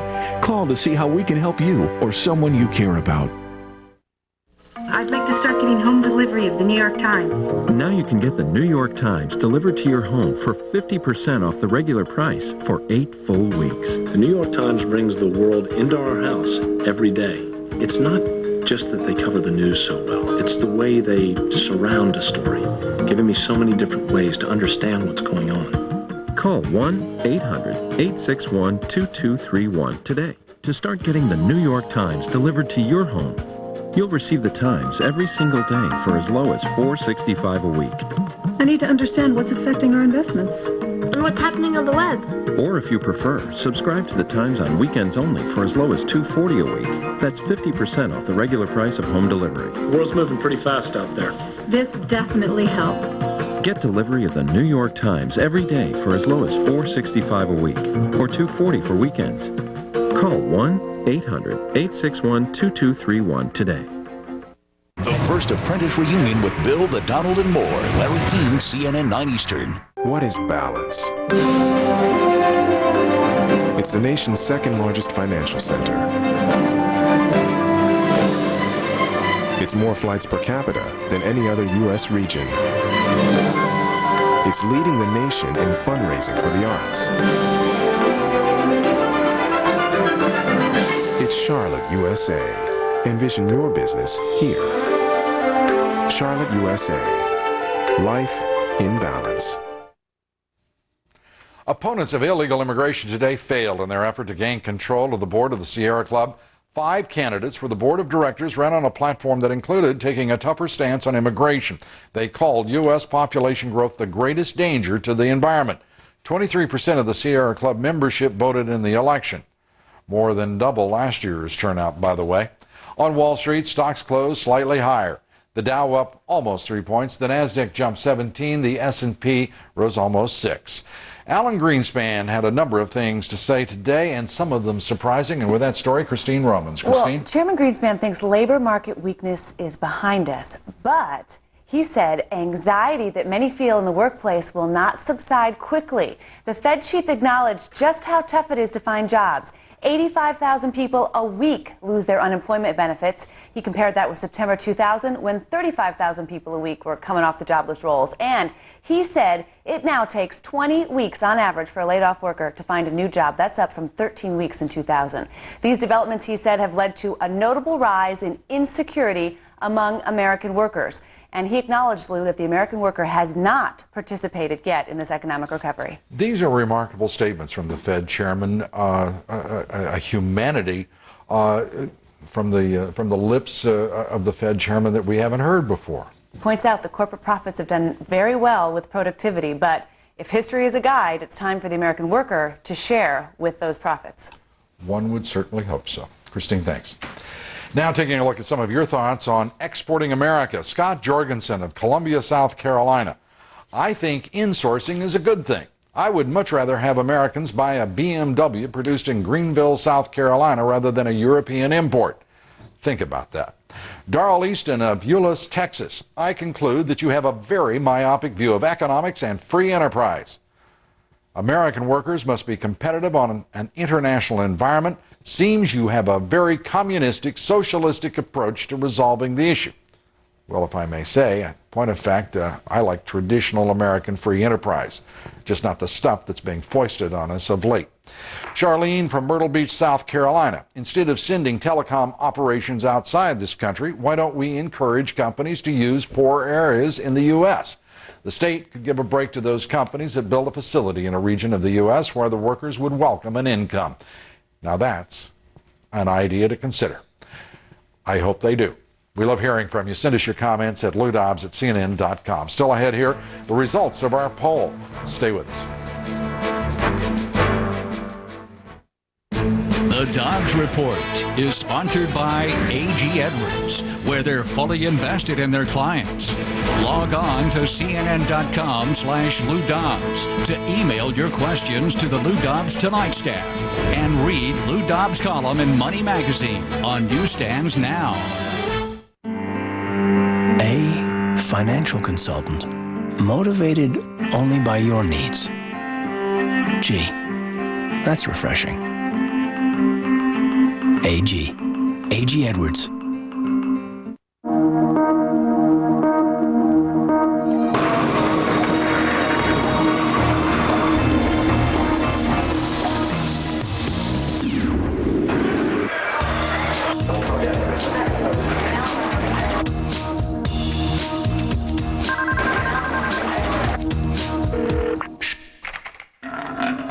Every square inch of Putnam Investments strives for consistent, dependable, superior performance over the long term, for good reason. You. At Putnam Investments, we urge you to consider the investment objective, risks, charges, and fees for any fund. Ask your financial advisor or plan sponsor for a prospectus containing this and other information. Read it carefully before you invest. There's no assurance any fund will be able to meet its objective. Here is to yes, to can do. Every day you aim higher. Dig deeper. Push harder. you demand more. And Deutsche Bank, as the leading financial institution, shares your passion. Thinking bigger, pressing further. That's why the world's most demanding clients trust Deutsche Bank to perform. Deutsche Bank, a passion to perform. What is balance? It's the nation's second largest financial center. It's more flights per capita than any other U.S. region. It's leading the nation in fundraising for the arts. It's Charlotte, USA. Envision your business here. Charlotte, USA. Life in balance. Approachable guides. Always genuine. It takes more than charts and graphs to make a good financial consultant. AG Edwards. Closed captioning for selected programs provided by the Invention Submission Corporation. Inventors. Invention Submission Corporation can help you try to patent your idea and submit it to companies. Call 1-888-711-IDEA for free information. The results of our poll tonight, 9% of you would characterize the amount of U.S. spending on the war in Iraq as not enough. 85% say too much.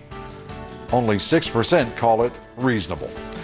That's the broadcast for tonight. We thank you for being with us. Join us tomorrow. Former National Security Advisor Samuel Berger testifying that the U.S. plan has brought Iraq to a dangerous boiling point. He's our guest. We'll also be talking with the man who helped train the Iraqi police force, Bernard Kerik, on the future of Iraq, its security. Please join us. For all of us here, good night from New York. Anderson Cooper 360 is next.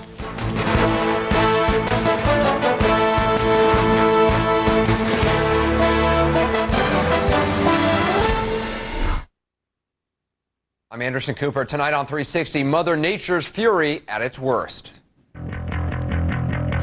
Deadly tornadoes blast the middle of the country, and more could be on the way.